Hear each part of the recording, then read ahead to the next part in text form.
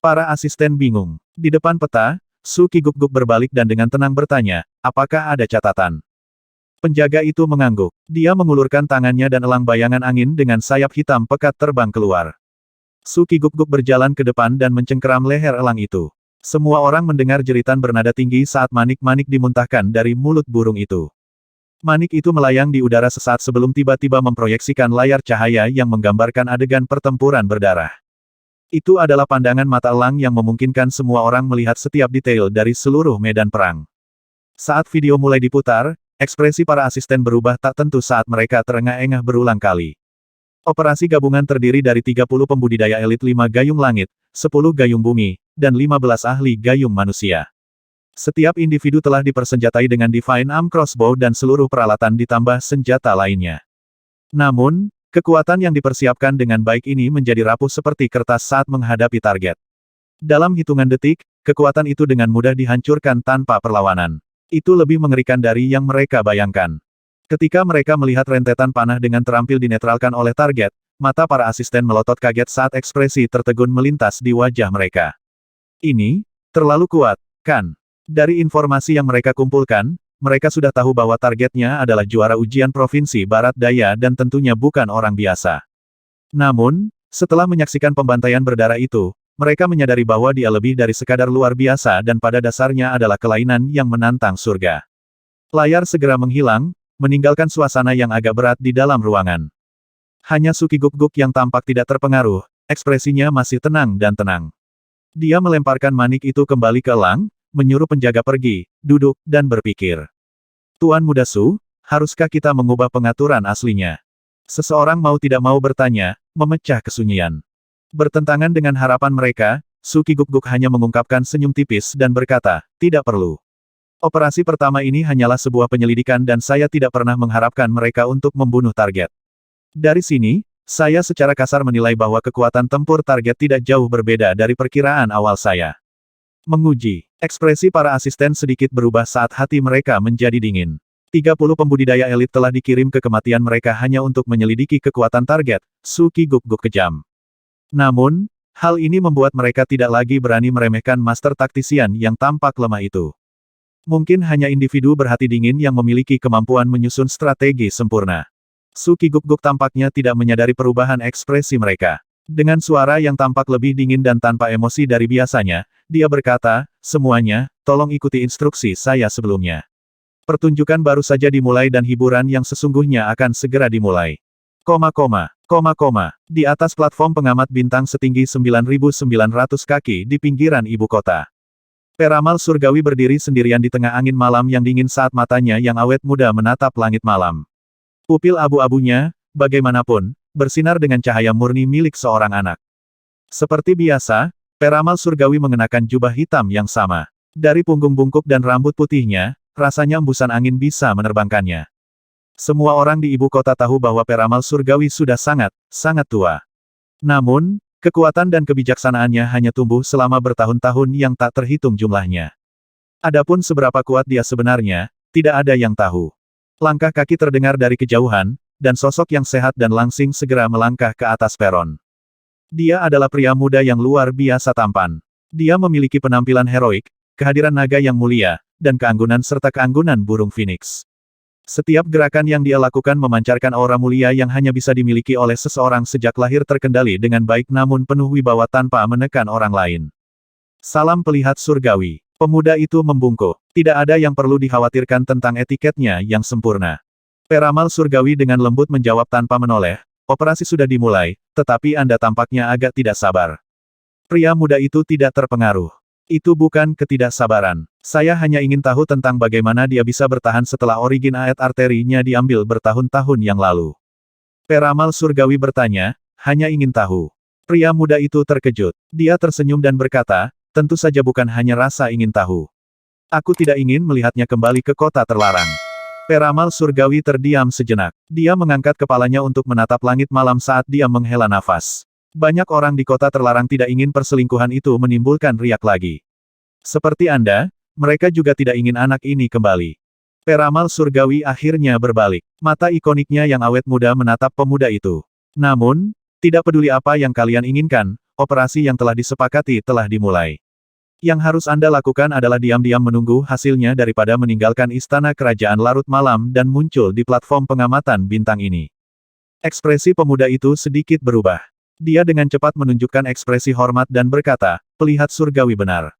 Saya terlalu tidak sabar. Namun, saya tidak mengerti mengapa kekuatan terkuat tidak dikirim untuk masalah ini.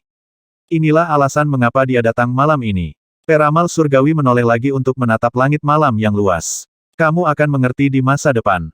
Sejak identitas anak itu dipastikan, tidak mudah lagi untuk membunuhnya." Jawaban ini jelas tidak memuaskan pemuda itu. Dia mengerutkan kening dan bertanya, "Karena balai suci kemuliaan hitam." Peramal surgawi menggelengkan kepalanya. Bahkan jika balai suci kemuliaan hitam tidak mengatakan apa-apa, itu tidak akan mengubah apapun tentang operasi itu. Pria muda itu terkejut. Dia tidak bisa menahan senyum pahit dan bertanya, "Pelihat surgawi, maukah Anda memberi saya jawaban yang jelas kenapa persis seperti ini?" Peramal surgawi menggelengkan kepalanya. Pria muda itu tidak bisa menahan nafas. Setelah memikirkannya untuk waktu yang lama, dia akhirnya mengertakkan gigi dan mengumpulkan keberaniannya untuk bertanya, "Apakah kamu ingin melihatnya bertahan dan memasuki kota terlarang?" Peramal surgawi tidak menjawab seolah-olah dia tidak mendengar pertanyaan itu. Ekspresi pemuda itu sedikit berfluktuasi. Pada akhirnya, dia menarik napas dalam-dalam, dengan paksa menekan ketidakpuasannya, dan menangkupkan kedua tangannya. "Selamat tinggal." Dia berbalik dan pergi. Tepat ketika dia mulai berjalan menuruni tangga, suara tua dan acuh tak acuh dari peramal surgawi tiba-tiba terdengar di telinganya. "Pangeran ke-9, lelaki tua ini memiliki satu nasihat. Siapapun yang berani mempengaruhi operasi ini akan mati. Ingat, siapapun." Tubuh pemuda itu menjadi kaku saat hawa dingin muncul di hatinya, menyebabkan dia berdiri dengan bingung di sana seperti patung es. Ini adalah pertama kalinya dia mendengar kata-kata yang mengancam seperti itu dari peramal surgawi.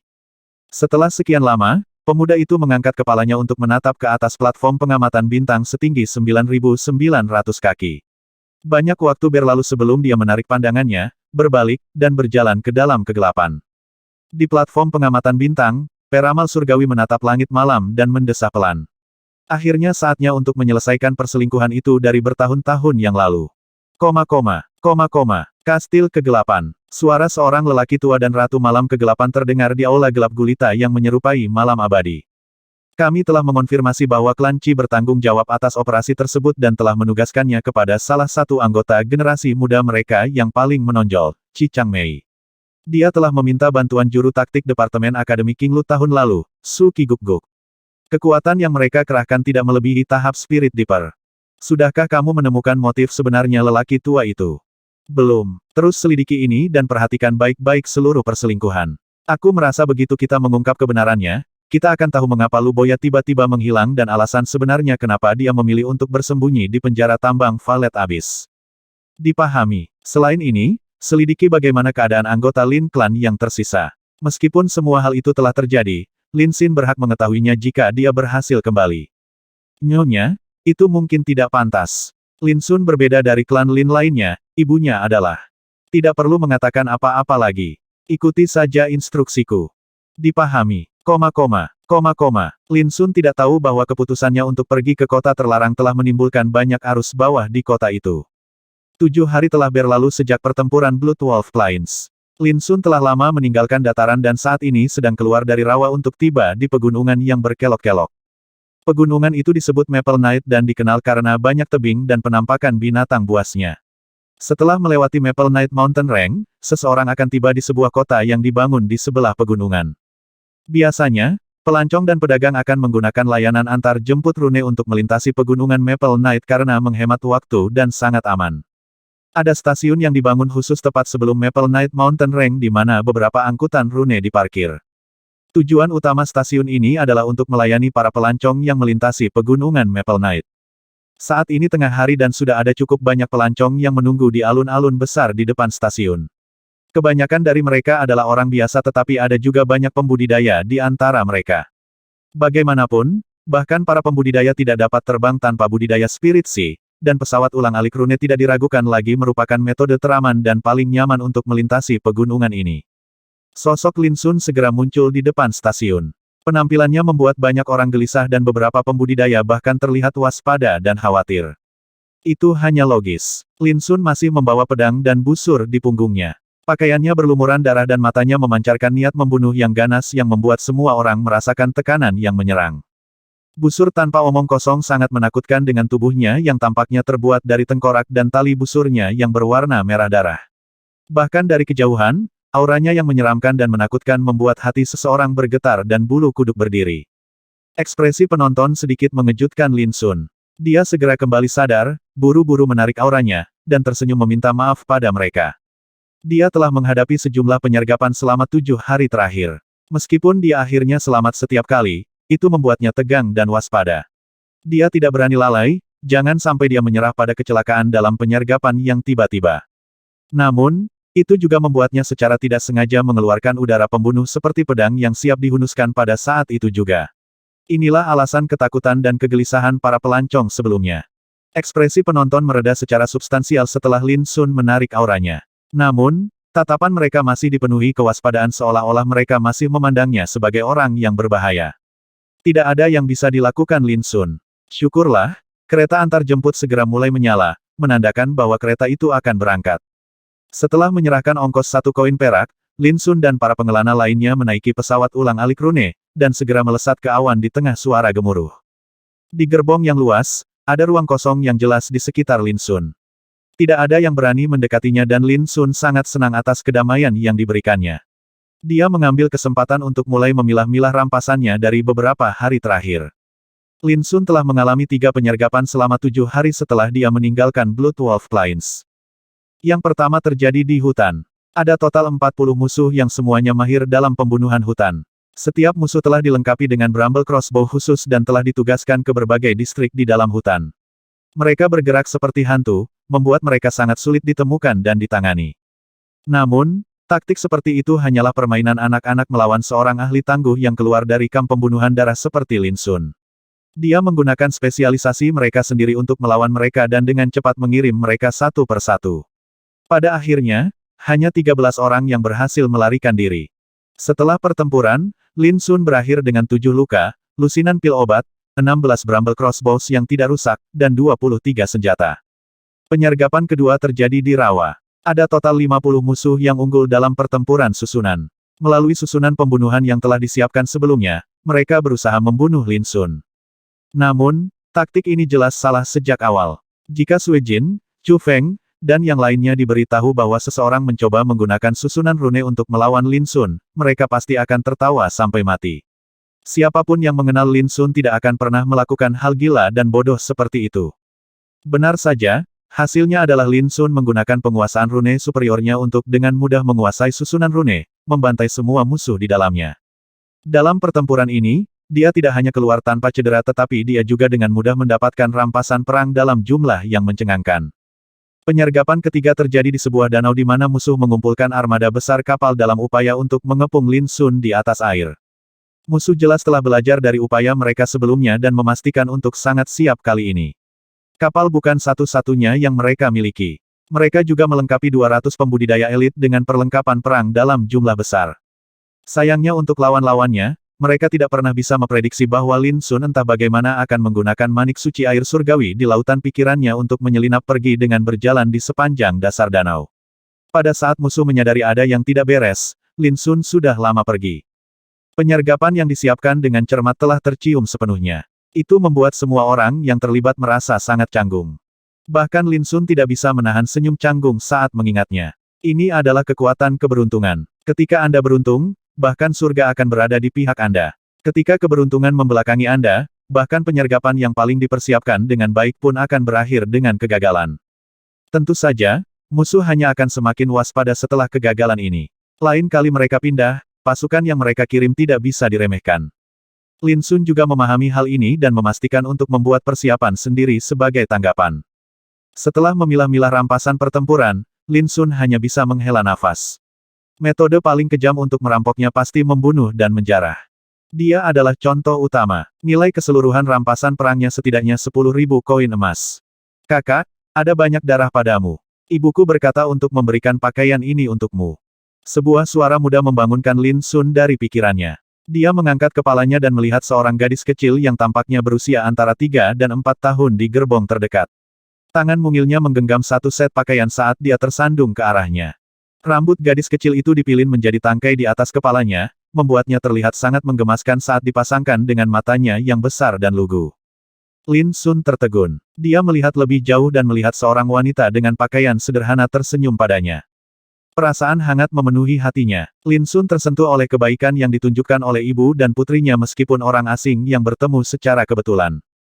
Terima kasih, adik kecil. Lin Sun berlutut dan tersenyum sambil mengusap kepala gadis kecil itu sebelum menerima pakaian darinya. Ia tidak kekurangan pakaian tetapi tidak tega menolak kebaikan di balik pemberian itu. Sampai jumpa, kakak. Gadis kecil itu melambaikan tangan sebelum dia berbalik untuk kembali ke ibunya. Lin Sun tersenyum dan mengangguk pada ibunya saat dia mengemasi pakaiannya dengan hati-hati. Dia mulai merenungkan tentang bagaimana dia harus menemukan kesempatan untuk memberi ibu dan putrinya beberapa hadiah setelah melintasi pegunungan malam Maple untuk mengungkapkan rasa terima kasihnya. Kakak, bisakah aku mengobrol denganmu? Gadis kecil itu tiba-tiba berjalan lagi dan menatap Lin Sun dengan mata hitam besar yang penuh harap. Tentu saja boleh. Lin Sun terkekeh dan mengangkat gadis kecil itu ke atas kakinya. Adik kecil, apa yang ingin kamu bicarakan dengan kakak? Kakak, mereka semua sangat takut padamu. Apakah itu karena kamu sangat galak? Oh, apakah menurutmu kakak laki-laki itu galak? Tidak juga, aku merasa Big Brother sangat cantik seperti boneka di rumahku. Cantik hahaha, adik, kata cantik, biasanya tidak digunakan untuk menggambarkan laki-laki. Mereka berdua terlibat dalam percakapan kekanak-kanakan mereka. Gadis kecil itu bersemangat saat Lin Sun tanpa lelah memanjakannya. Penumpang lain secara bertahap mulai rileks, menjadi kurang waspada dan tanpa sadar berhenti menghindari Lin Sun. Semua ini dikaitkan dengan tindakan kebaikan kecil dari seorang anak kecil. Mungkin, ini adalah kekuatan kebaikan. Rumah tua tertentu di kota terlarang. Su Qiguk duduk di depan meja. Kecerdasan dingin bersinar di matanya yang jernih saat dia membaca laporan. Laporan terperinci tentang beberapa hari terakhir ditempatkan di atas meja bersama dengan beberapa ringkasan laporan yang ditulis secara pribadi oleh Su Qiguk. Pada akhirnya, Su Qiguk sampai pada 3 kesimpulan yang tepat. Targetnya, yang merupakan lulusan Blood Kill Camp, sangat mahir dalam menyergap dan melakukan serangan balik. Selain itu, dia sangat tanggap terhadap bahaya. Dia telah menemukan ini dari rencana penyergapan hutan beberapa hari yang lalu. Meskipun telah disebutkan sebelumnya dalam laporan sebelumnya, hal itu tidak pernah dibicarakan dengan banyak penekanan. Tak satu pun dari mereka, termasuk Su Qiguk sendiri, mengharapkan target untuk menampilkan dengan sempurna keterampilan yang telah dia pelajari di kamp pembunuh darah dengan cara yang luar biasa. Akibatnya, rencana penyergapan hutan berakhir dengan kegagalan. Namun, itu tidak memengaruhi suasana hati Su Qiguk. Cukup baginya untuk menukar satu kegagalan dengan pemahaman yang lebih dalam tentang target. Yang benar-benar mengejutkannya adalah pertempuran di rawa. Susunan pembunuhan yang mereka buat di rawa disebut Arai Pengikat 9 Naga, yang ditemukan oleh Grandmaster Rune dari klan Qi. Itu adalah susunan perangkap yang sangat tangguh yang bahkan para ahli spirit Qi akan kesulitan untuk melarikan diri, apalagi hanya seorang ahli biduk manusia. Su Qiguk telah menginvestasikan sejumlah besar sumber daya dan tenaga ke dalam Arai dan awalnya percaya itu akan cukup untuk menskakmat target. Siapa yang bisa membayangkan bahwa rencana itu akan berakhir dengan kegagalan yang begitu dahsyat? Su Qiguk telah menemukan alasan kegagalan mereka. Tidak hanya target yang memiliki kemampuan bertarung yang kuat dan taktik pertempuran yang berpengalaman, dia juga seorang master rune yang terampil. Ini terlalu tak terbayangkan. Ketika Su Qiguk sampai pada kesimpulan ini, dia merasa ragu. Namun, kenyataan berdarah mengatakan kepadanya bahwa itu benar. Jika tidak, mustahil bagi target untuk menguasai susunan dan menghapus semua kekuatan mereka. Alih-alih merasa putus asa setelah pengungkapan ini, Su Qiguk semakin tertarik untuk menyudutkan target. Oleh karena itu, dia membuat rencana yang tampaknya sempurna untuk menghancurkan target di danau. Namun, bahkan dalam prediksinya yang paling konyol pun Su Qiguk tidak dapat mengantisipasi bahwa target akan memiliki cara untuk menyelinap pergi tanpa terdeteksi melalui dasar danau. Setelah mengetahui semua ini, Su Qiguk tidak bisa menahan diri untuk tidak tertegun sejenak. Dia tidak pernah membayangkan bahwa seorang pembudidaya biduk akan dapat melintasi dasar danau seolah-olah itu adalah tanah datar. Harus diketahui bahwa tidak peduli seberapa kuat fondasi seorang kultivator, tidak mungkin bertahan dalam waktu lama di bawah air tanpa kultivasi tahap laut roh.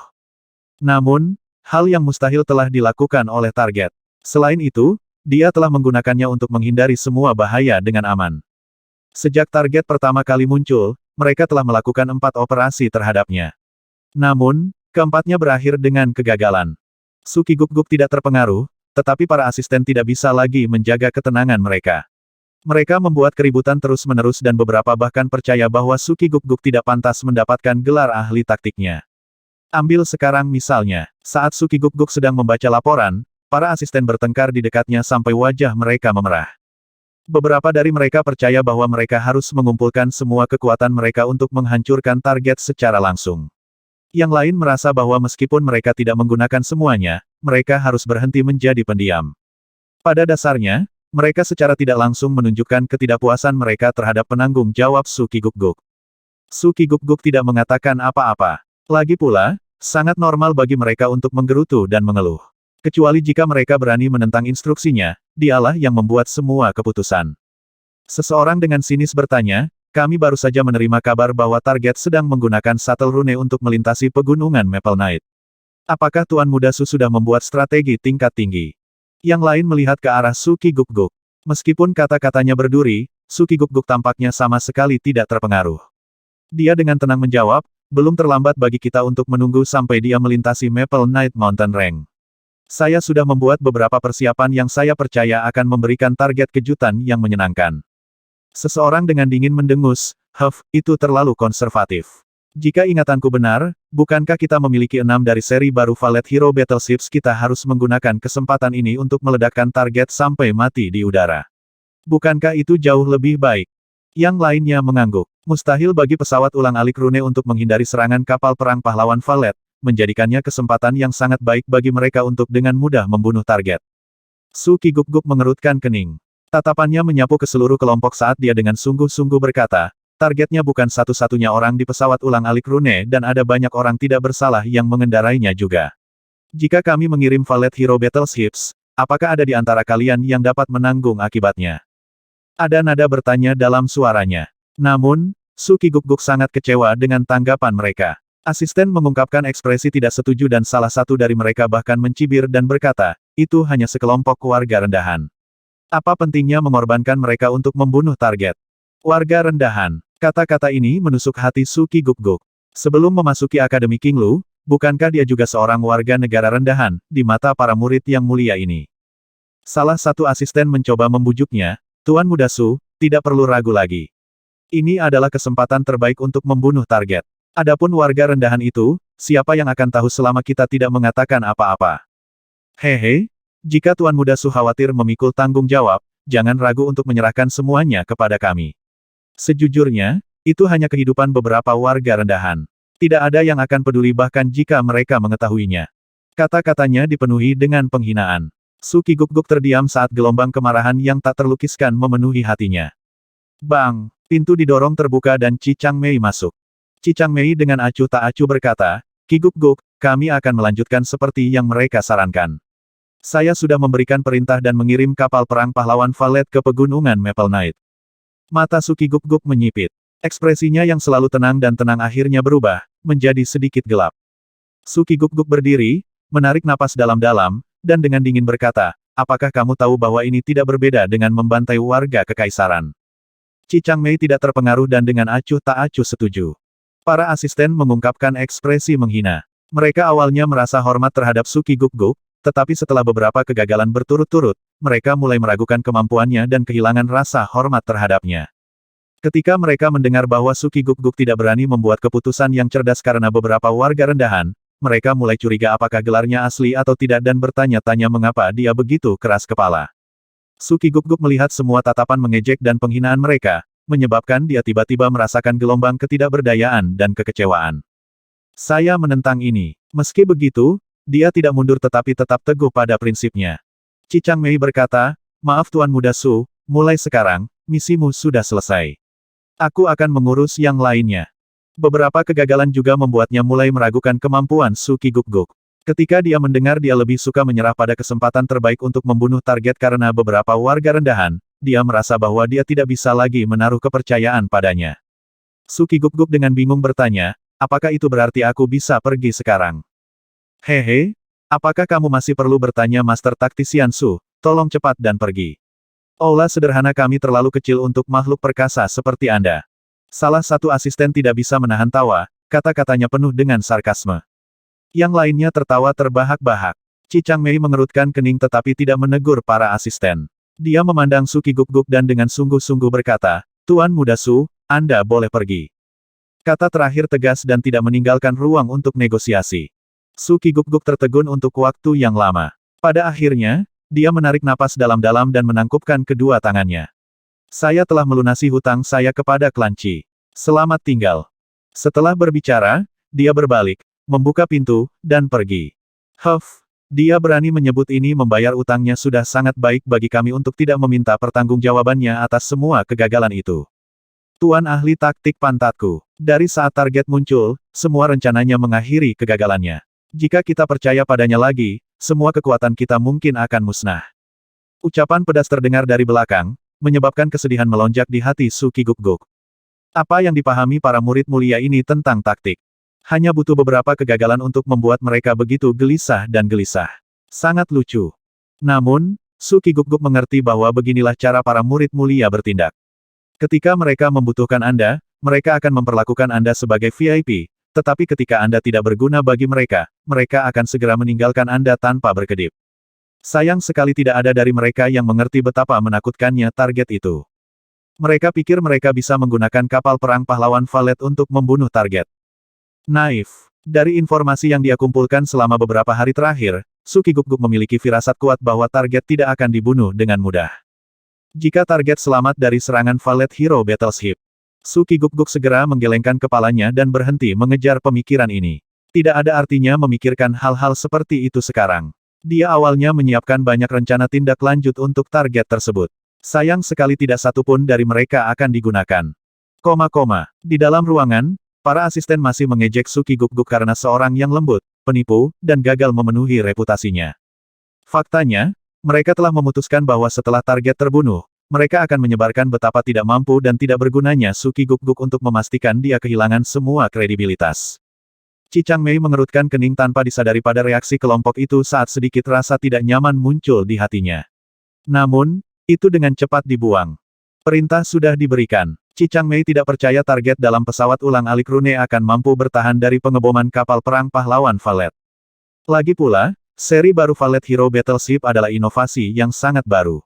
Dikabarkan telah dibuat secara pribadi oleh Grandmaster Mo dari Divine Workshop dan kekuatan keseluruhannya telah dinaikkan ke tingkat yang sama sekali baru. Bahkan, ada yang menyebutnya kartu truf di antara kapal perang skala kecil. Bahkan seorang ahli spirit Qi akan kesulitan untuk bertahan melawan ledakan kekuatan penuh dari kapal perang pahlawan Valet, apalagi seorang pembudidaya timba manusia. Bip bip, alarm yang menggelegar tiba-tiba meledak di dalam gerbong yang damai, menyebabkan para penumpang panik. Mereka melompat berdiri dan menyentakkan kepala dari satu sisi ke sisi lain tetapi tidak dapat memikirkan apa yang harus mereka lakukan. Kekhawatiran terbesar saat mengendarai rune shuttle adalah kecelakaan akan terjadi saat sedang terbang. Dalam sejarah kekaisaran, ada banyak kasus di mana angkutan rune tiba-tiba meledak dan jatuh. Inilah mengapa alarm membuat semua orang panik, termasuk para pembudidaya. Jika mereka jatuh dari ketinggian yang begitu tinggi, bahkan para pembudidaya tidak akan bisa bertahan. Lin Sun sedang mengobrol dengan gadis kecil bernama Luo Luo ketika itu terjadi. Matanya segera menyipit dan dia tiba-tiba bangkit. Melalui jendela pesawat ulang-alik rune, bentuk seperti kerucut bisa terlihat di kejauhan. Panjangnya diperkirakan beberapa puluh kaki dan merupakan kapal perang berukuran kecil yang berkilau dengan cahaya ungu gelap.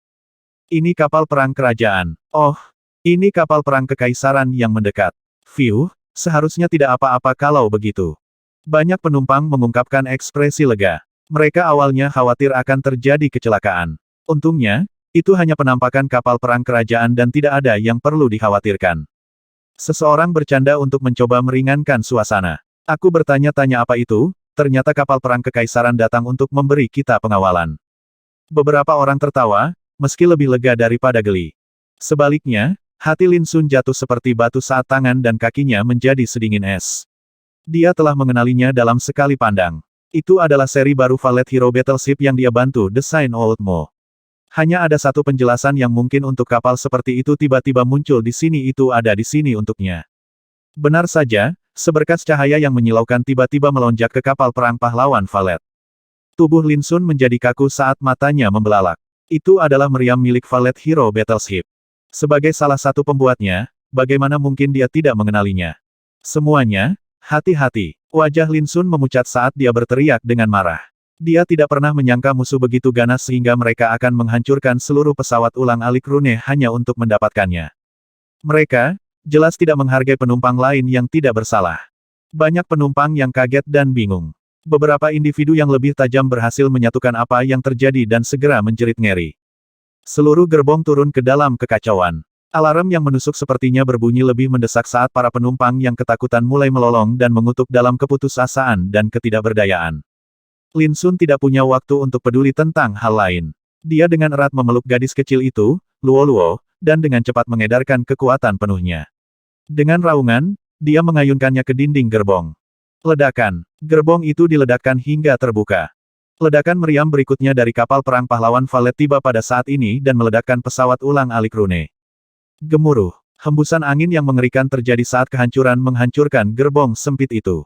Seolah-olah Armageddon telah turun. Rasa sakit menghujani tubuh Lin Sun dan gendang telinganya terasa seperti dirobek oleh jarum.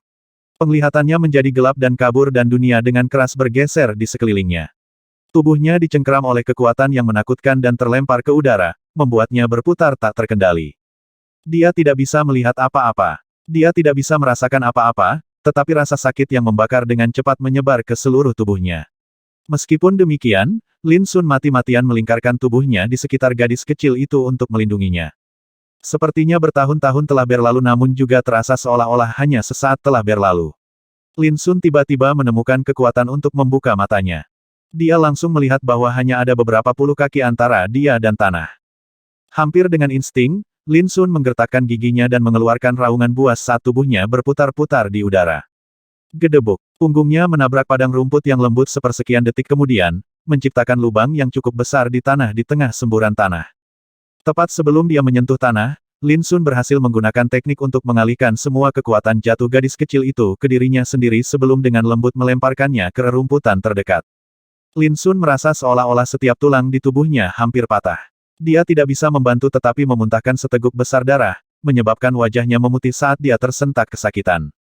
Itu menyakitkan. Rasa sakit yang tiada taraf membuat Lin Sun merasa seolah-olah organ tubuhnya sedang bergeser. Penglihatannya dengan cepat menjadi gelap saat kesadarannya mulai menghilang. Lin Sun dengan cepat terengah-engah. Wajahnya sangat pucat dan pandangan yang hampir liar muncul di matanya. Itu berisi keinginan naluriah untuk hidup tetapi juga memiliki keinginan yang lebih kuat yang telah ditempa selama bertahun-tahun. Setelah beberapa menit, kejelasan berangsur-angsur kembali ke Lin Sun, dan kepalanya tidak lagi terasa kabur seperti sebelumnya. Dia mendapati dirinya berada di dasar ngarai dengan tebing yang menjorok keluar seperti tombak di atasnya. Sepintas, dia tidak bisa melihat bahaya langsung untuk saat ini. Tanpa ragu, Lin Sun mulai memeriksa lukanya sambil menahan rasa sakit yang hebat. 3 tulang rusuk di sisi kirinya patah, bahu kanannya terkilir, dan punggungnya terbakar parah. Untungnya, meski luka luarnya serius, tidak ada yang fatal. Di Blood Kill Camp, luka seperti itu dianggap remeh dan tidak akan mempengaruhi pergerakan Lin Sun. Namun, ada satu berita buruk yang membuatnya mengerutkan kening. Dia menderita luka batin yang sangat mempengaruhi kemampuan tempurnya.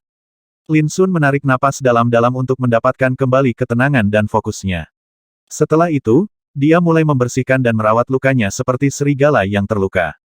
Di Blood Kill Camp, selalu ada petugas medis tempur yang tersedia untuk menyembuhkan luka para siswa. Lin Sun telah belajar banyak dari menjadi pasien berkali-kali dan dengan demikian melanjutkan dengan gerakan yang terlatih dan tepat. Tidak butuh waktu lama bagi Lin Sun untuk menyelesaikannya. Dia mengertakkan gigi, berdiri, dan mencoba merasakan tubuhnya. Dia dengan cepat mengukur bahwa dia hanya bisa menampilkan 40% dari kekuatan tempur puncaknya.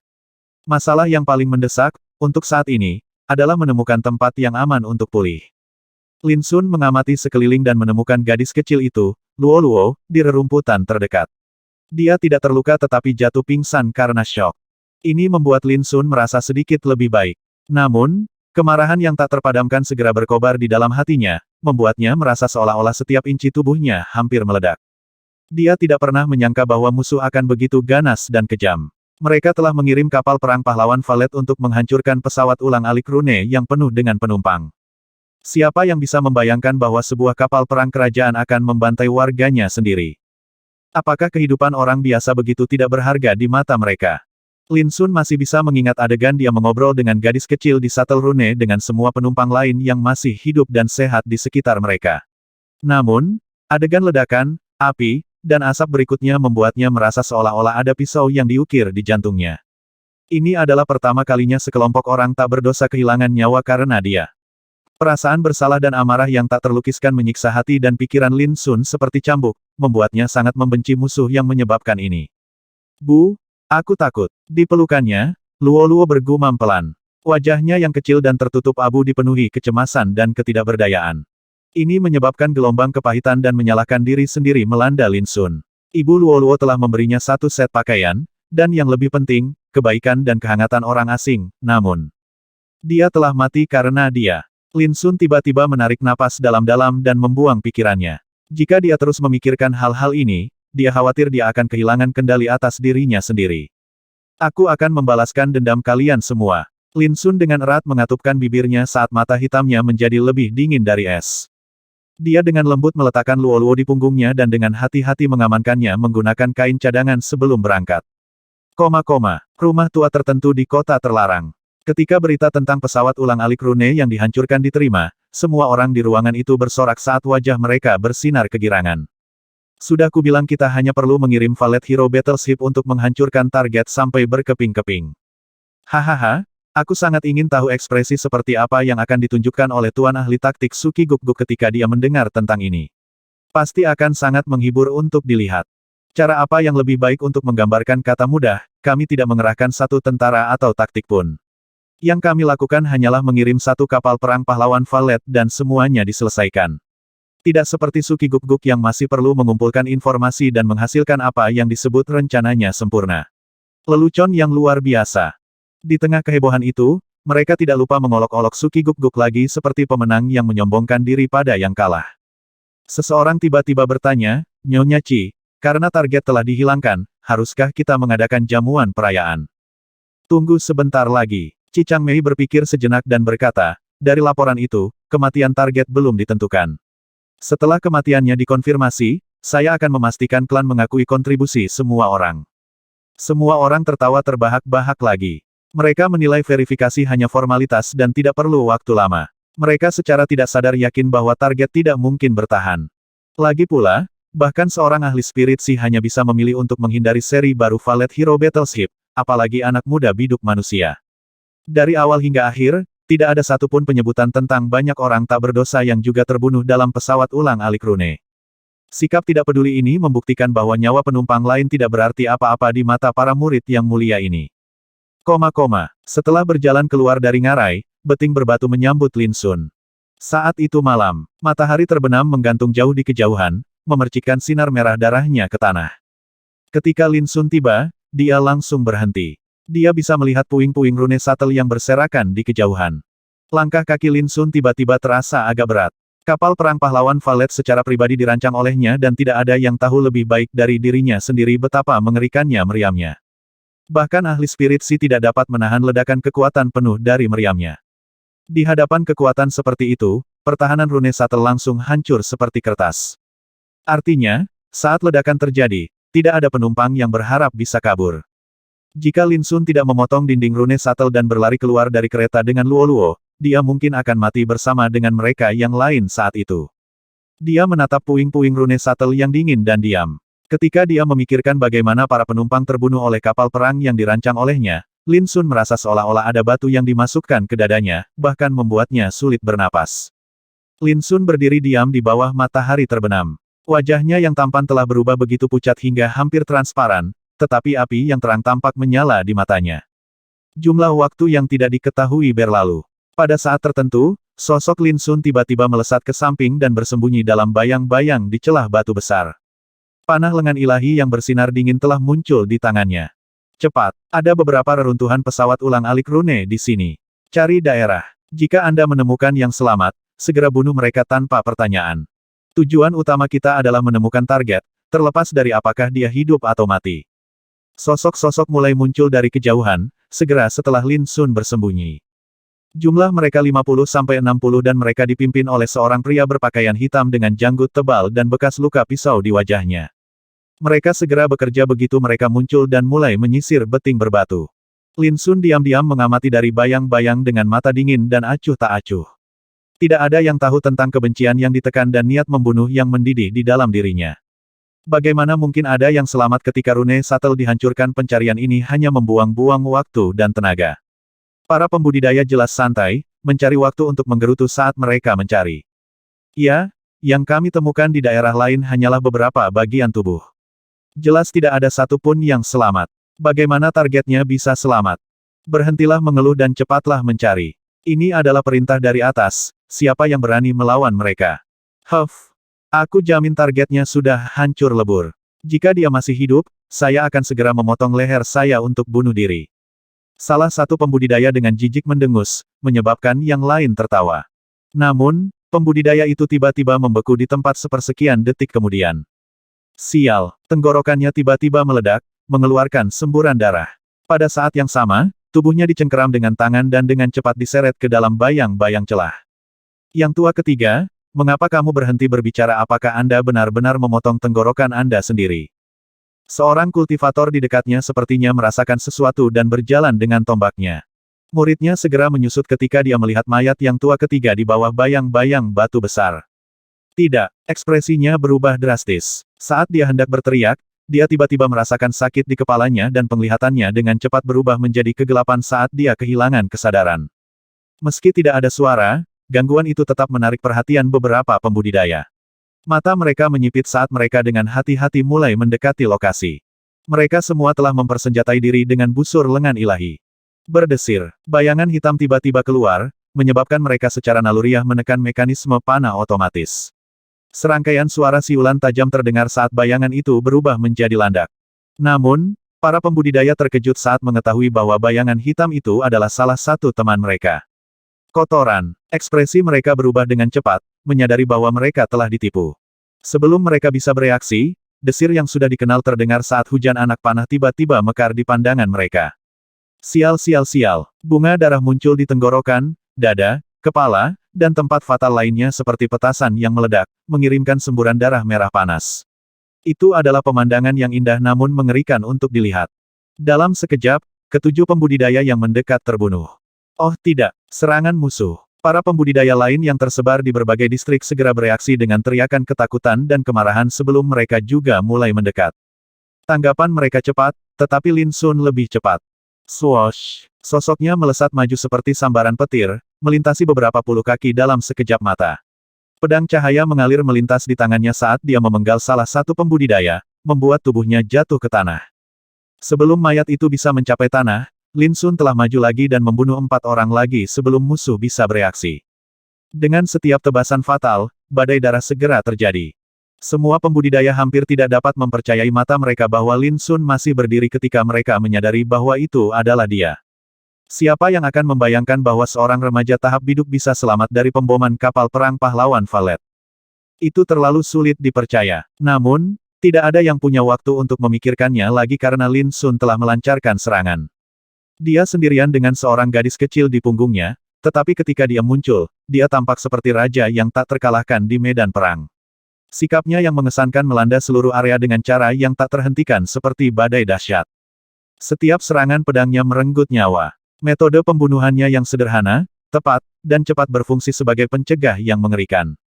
Lin Sun tidak keberatan. Dia ingin melampiaskan amarah, kebencian, dan menyalahkan diri sendiri yang menumpuk di hatinya. Dia seperti gunung berapi yang meletus. Dia tidak bisa mengendalikan dirinya sendiri, tetapi dia juga tidak ingin mengendalikan dirinya sendiri. Mati. Saat dia menggenggam blade cahaya mengalir, auranya berjatuhan di sekelilingnya seperti tsunami. Dia mengamuk tak terbendung, seperti badai yang melanda seluruh dunia. Buru-buru, hentikan dia bersama-sama. Pemimpin berwajah bekas luka itu meraung. Banyak pembudidaya melaju ke arah Lin Sun dalam upaya untuk menekannya dengan keunggulan jumlah mereka. Gemuruh. Namun, sebelum mereka mendekati Lin Sun, sebuah pedang melesat melintasi langit, menghancurkan udara di sekitarnya dan meledakkan lusinan musuh. Beberapa pembudidaya berteriak kesakitan dan pingsan. Mereka telah kehilangan kemampuan untuk bertarung. Banyak musuh menatap, ngeri melihat pemandangan itu dan tidak dapat mempercayainya. Itu terlalu menakutkan. Mereka memiliki banyak pembudidaya Heaven Deeper Stage di antara mereka, namun tidak satu pun dari mereka yang bisa menghentikan Lin Sun. Mati. Saat Lin Sun menyerbu ke depan, darah menyembur melintasi pantai berbatu dan anggota tubuh yang patah terlempar kemana-mana. Jeritan sengsara mengikuti satu demi satu dalam suksesi cepat. Adegan berdarah dan tragis membuat tempat itu menyerupai api penyucian. Layar, seorang kultivator mengarahkan serangan ke Lin Sun dari belakang. Tombak hitamnya terayun ke depan seperti ular sanca yang menyemburkan racun, melaju lurus ke arah gadis kecil di punggung Lin Sun. Bang! Lin Sun bertindak seolah-olah dia memiliki mata di belakang kepalanya. Tanpa menoleh untuk melihat, dia menembakkan bramble crossbow yang tiba-tiba muncul di tangan kirinya. Serangan mendadak Lin Sun benar-benar membuat kultivator lengah. Panah-panah menembus mata kirinya dan ke kepalanya, dan, dengan jeritan sedih, dia jatuh ke tanah dengan bunyi gedebuk. Adegan yang menakutkan menghalangi pembudidaya lain untuk mendekat. Ruang di sekitar Lin Sun tiba-tiba kosong. Pemimpin berwajah bekas luka itu meraung, "Idiot! Apa yang kamu tunggu, cepat dan tembak panahnya." Seolah-olah mereka terbangun dari mimpi, para pembudidaya mengeluarkan busur mereka dalam sekejap dan semuanya mengarah ke Lin Sun dari arah yang berbeda. Namun, sebelum mereka bisa bergerak, Lin Sun sudah memegang panah pendek yang berbeda di tangan kirinya. Itu bukanlah panah tangan ilahi atau panah bramble atau panah pendek lainnya yang ada di pasaran. Panah itu tampak biasa dengan tubuh yang sepenuhnya hitam legam. Namun, ketika Lin Sun menarik pelatuknya, suara aneh yang menyerupai dengungan seruling yang terasa seperti bergema di seluruh dunia. Seketika, cahaya bintang keperakan memenuhi pandangan semua orang seperti kembang api yang mekar. Itu luar biasa dan indah. Perasaan krisis yang intens melonjak di hati setiap orang. Jiwa mereka gemetar ketakutan dan hampir pingsan. Itu adalah hujan panah perak yang melamun dan menakjubkan. Mereka seindah kembang api, sama misteriusnya dengan bintang-bintang, dan sedingin embun beku saat mereka menyebar ke seluruh kehampaan. Keindahannya membuat dunia menjadi pucat jika dibandingkan dan menyihir jiwa seseorang. Berdebar, bahkan sebelum para pembudidaya bisa berjuang, panah perak telah menembus tubuh mereka. Wajah mereka berkerut karena kebingungan dan ketidakpercayaan sampai kematian mereka. Sulit membayangkan bagaimana sesuatu yang begitu indah namun menakutkan bisa ada di dunia. Ketika cahaya bintang yang spektakuler menghilang, puluhan mayat muncul di tanah dan darah mengalir kemana-mana. Orang-orang telah meninggal dalam sekejap. Itu adalah panah bintang terbang. Lin Sun secara pribadi membuat senjata pembunuh ini di Blood Kill Camp dan membuat Xiao Ke, Xiao Man, dan Su Sanqi tercengang. Old Mo, Master Rune berpengalaman, juga berulang kali mengagumi panah otomatis. The Flying Star Crossbow adalah salah satu mainan kecil yang dibuat sendiri oleh Lin Sun sebelum dia meninggalkan Haze City. Sayangnya, bahan rune yang dibutuhkan untuk membuat Flying Star Crossbow semuanya sangat berharga dan langka, jadi dia hanya bisa membuatnya dengan kekuatan finansialnya saat itu. Meskipun Flying Star Crossbow sangat kuat, itu hanya bisa digunakan sekali. Ini adalah kelemahan terbesarnya. Lin Sun tidak bisa memperbaiki kekurangannya bahkan dengan keterampilan runenya saat ini. Seketika, hujan panah melintas di langit seperti kembang api dan secara bersamaan membunuh selusin pembudidaya. Semua pembudidaya yang lolos dari malapetaka merasa seolah-olah jiwa mereka telah meninggalkan tubuh mereka dan merasa hampa di dalam. Bahkan tangan pemimpin berwajah bekas luka itu menjadi dingin seolah-olah dia telah jatuh ke dalam gua es. Teror yang belum pernah terjadi sebelumnya membanjiri hatinya. Setelah perhitungan kasar, dia menyadari bahwa lebih dari 30 rekannya telah mati satu demi satu dalam pembantaian itu. Namun lawannya tidak terluka. Para pembudidaya yang ketakutan dipenuhi dengan keputusasaan dan kehilangan semangat untuk bertarung ketika mereka melihat kekuatan Flying Star Crossbow.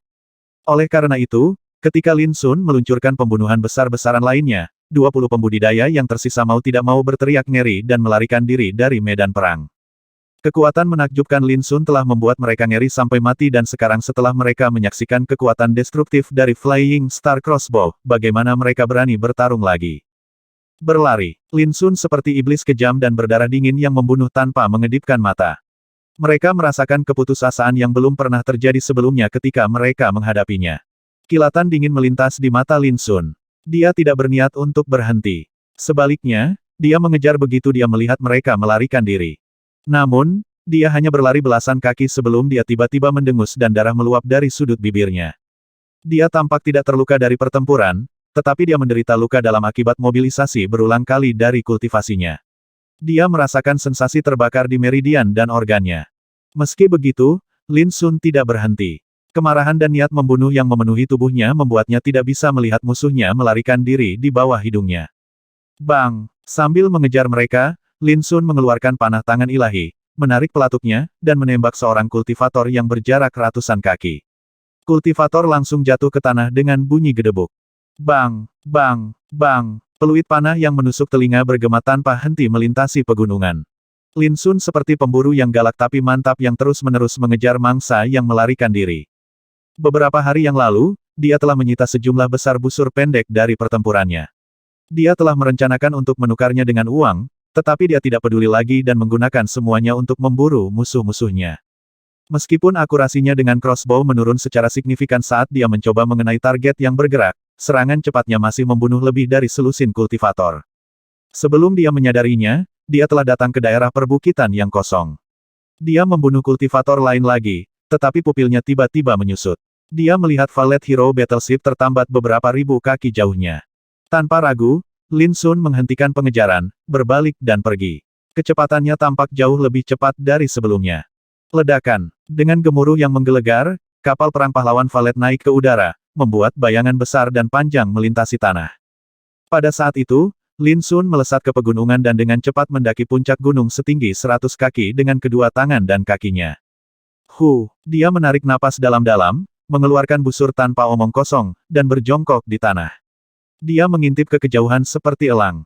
Dia mengulurkan satu jari dan menarik pelatuk berwarna merah darah sambil mempertahankan ketenangan mutlak di lautan pikirannya. Seketika, pemandangan di depannya berubah. Kapal perang pahlawan Valet di langit dengan jelas disajikan kepada Lin Sun. Setiap inci kapal perang itu sepertinya telah diperbesar beberapa kali. Itu bergerak menuju Lin Sun dengan kecepatan penuh. Di tengah kapal perang tiba-tiba menyala dan sinar cahaya yang menyilaukan ditembakkan kemana-mana. Rune yang tak terhitung jumlahnya berputar tanpa henti seperti mereka hidup. Itu adalah meriam rune yang dipasang di Valet Hero Battleship. Itu memiliki nama yang spektakuler, City Destroyer Cannon. Itu bisa membunuh pembudidaya laut roh dengan kekuatannya yang luar biasa. Kapal perang pahlawan Valet akan melancarkan serangan dahsyat ke Lin Sun dengan mengoperasikan meriam penghancur kota. Lin Sun berdiri tak bergerak di puncak gunung. Dia tidak peduli tentang risiko mengekspos dirinya sendiri. Jadi dia menarik busurnya dan membidik sambil mempertahankan ketenangan dan fokus mutlak. Dalam sekejap mata, kapal perang pahlawan Valet telah melaju melintasi ratusan kaki. Meriam terkunci di puncak gunung tempat Lin Sun berada. Swoosh! Lin Sun tiba-tiba mengendurkan ujung jarinya dan panah rune yang hampir tak terlihat ditembakkan secara diam-diam. Ledakan. Hampir di saat yang bersamaan, meriam penghancur kota tiba-tiba ditembakkan di tengah ledakan cahaya yang menyilaukan. Namun, panah diam itu langsung mengenai meriam yang ditembakkan yang bisa langsung membunuh pembudidaya laut roh. Sebuah ledakan mengerikan dengan cepat menyapu geladak seperti letusan gunung berapi. Api langsung merobek geladak dan menelan kapal perang Valet Hero. Lautan api dan asap mengepul ke langit. Kapal perang pahlawan Valet bergetar liar, bergoyang, dan bergemuruh dalam kehampaan. Satu anak panah hampir menghancurkan kapal perang pahlawan Valet yang baru. Jika pembudidaya lain di Kekaisaran melihat kehancuran, rahang mereka akan jatuh. Mereka tidak akan pernah percaya bahwa seorang remaja biduk dapat menyebabkan kehancuran yang begitu mencengangkan. Namun, Lin Sun tidak menganggap penampilannya gila atau konyol karena dialah yang merancang kapal perang pahlawan Valet. Di mata orang lain, pengoperasian meriam penghancur kota hanya melibatkan serangkaian letusan cahaya yang menyilaukan, tetapi Lin Sun dapat memprediksi secara akurat kapan meriam akan ditembakkan. Mengambil keuntungan dari kemampuannya, dia bisa menggunakan kekuatan Nonon Sensebo untuk memanfaatkan satu detik kesempatan itu untuk menghancurkan kapal. Api terus berkobar saat kapal perang pahlawan Valet bergoyang dan hancur berkeping-keping. Namun, itu tidak jatuh atau runtuh pada akhirnya. Sebaliknya, itu berbalik dan menghilang ke kejauhan sambil bergoyang seperti orang mabuk. Lin Sun menghela nafas dalam hati dan menyingkirkan busur tanpa omong kosong. Dia hanya bisa menyalahkan dirinya sendiri karena merancang Valet Hero Battleship menjadi sekuat itu. Selama mesin air tidak rusak parah, kapal tidak akan pernah runtuh. Mengingat kemampuan Lin Sun saat ini, dia tidak dapat menemukan kesempatan untuk menyerang mesin air kapal perang pahlawan Valet. Kemudian lagi, jika kapal perang Valet Hero mudah dihancurkan, itu karena desain Lin Sun yang buruk. Dia merasa tidak berdaya. Saya adalah orang yang merancang kapal perang kecil yang luar biasa tetapi sekarang digunakan untuk melawan saya. Bahkan pemikiran itu tidak masuk akal. Ibu-ibu. Tiba-tiba, gadis kecil itu berteriak pelan, yang membuat Lin Sun keluar dari pikirannya. Dia melihat sekeliling dan dengan cepat memilih jalan untuk menuruni gunung. Dia telah melawan musuh untuk saat ini dan yang terbaik adalah menggunakan waktu untuk merawat lukanya. Adapun gadis kecil Luo Luo, dia tidak akan pernah meninggalkannya. Kota terlarang. Obrolan ceria bergema di rumah tua itu. Nah, begitu misi ini selesai, aku akan mabuk di Tousan Gold Smile. Banyak wanita menungguku di sana, hahaha. Apa yang menyenangkan tentang wanita bordil, saya telah meminta seseorang untuk mengambil sekelompok wanita magi brute race dari pasar budak beberapa waktu lalu. Saat itu, kita bisa mencoba selera wanita asing. Kalian hanya peduli pada wanita. Tapi aku berbeda dari kalian. Klan telah mengatur dunia yang sangat rahasia untuk saya latih. Saya akan berkultivasi tertutup setelah kami menyelesaikan misi ini dan bersiap untuk menyerang panggung Laut Roh. Anak-anak muda berseri-seri dan tertawa saat mereka mengobrol tentang rencana mereka setelah misi. Bahkan percakapan mereka penuh dengan semangat bersaing. Ini adalah gaya kebanyakan anak kaya. Mereka harus bersaing satu sama lain, apakah itu dalam hal makan, minum atau kultivasi.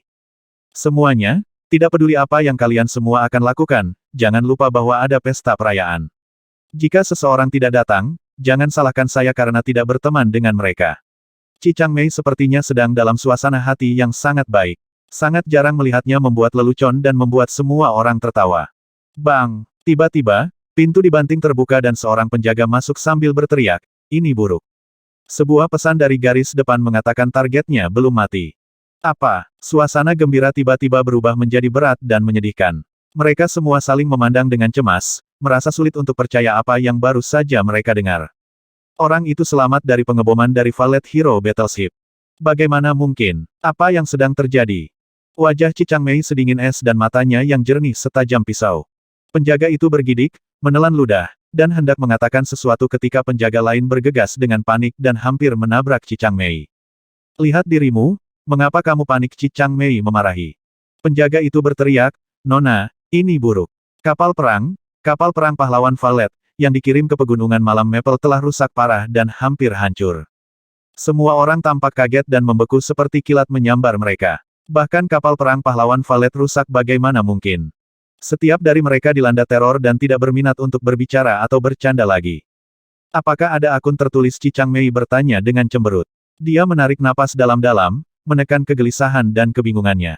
Penjaga itu dengan cepat mengeluarkan Wind Shadow Sparrow dan mencubit tenggorokannya. Dengan cepat meludahkan manik berkilau. Manik itu berputar di udara, memancarkan layar cahaya di udara. Layar mulai berkedip dengan gambar yang memperlihatkan Lin Sun membantai sekelompok pembudidaya sambil menggendong seorang gadis kecil di punggungnya. Dia tidak mati. Wajah para asisten menjadi mendung. Bahkan wajah Chi Changmei pun tertutup awan. Dia yakin bahwa misi mereka akan berhasil setelah Valet Hero Battleship dikirim, tetapi siapa yang mengira bahwa target mereka secara ajaib akan selamat dari serangan kapal perang.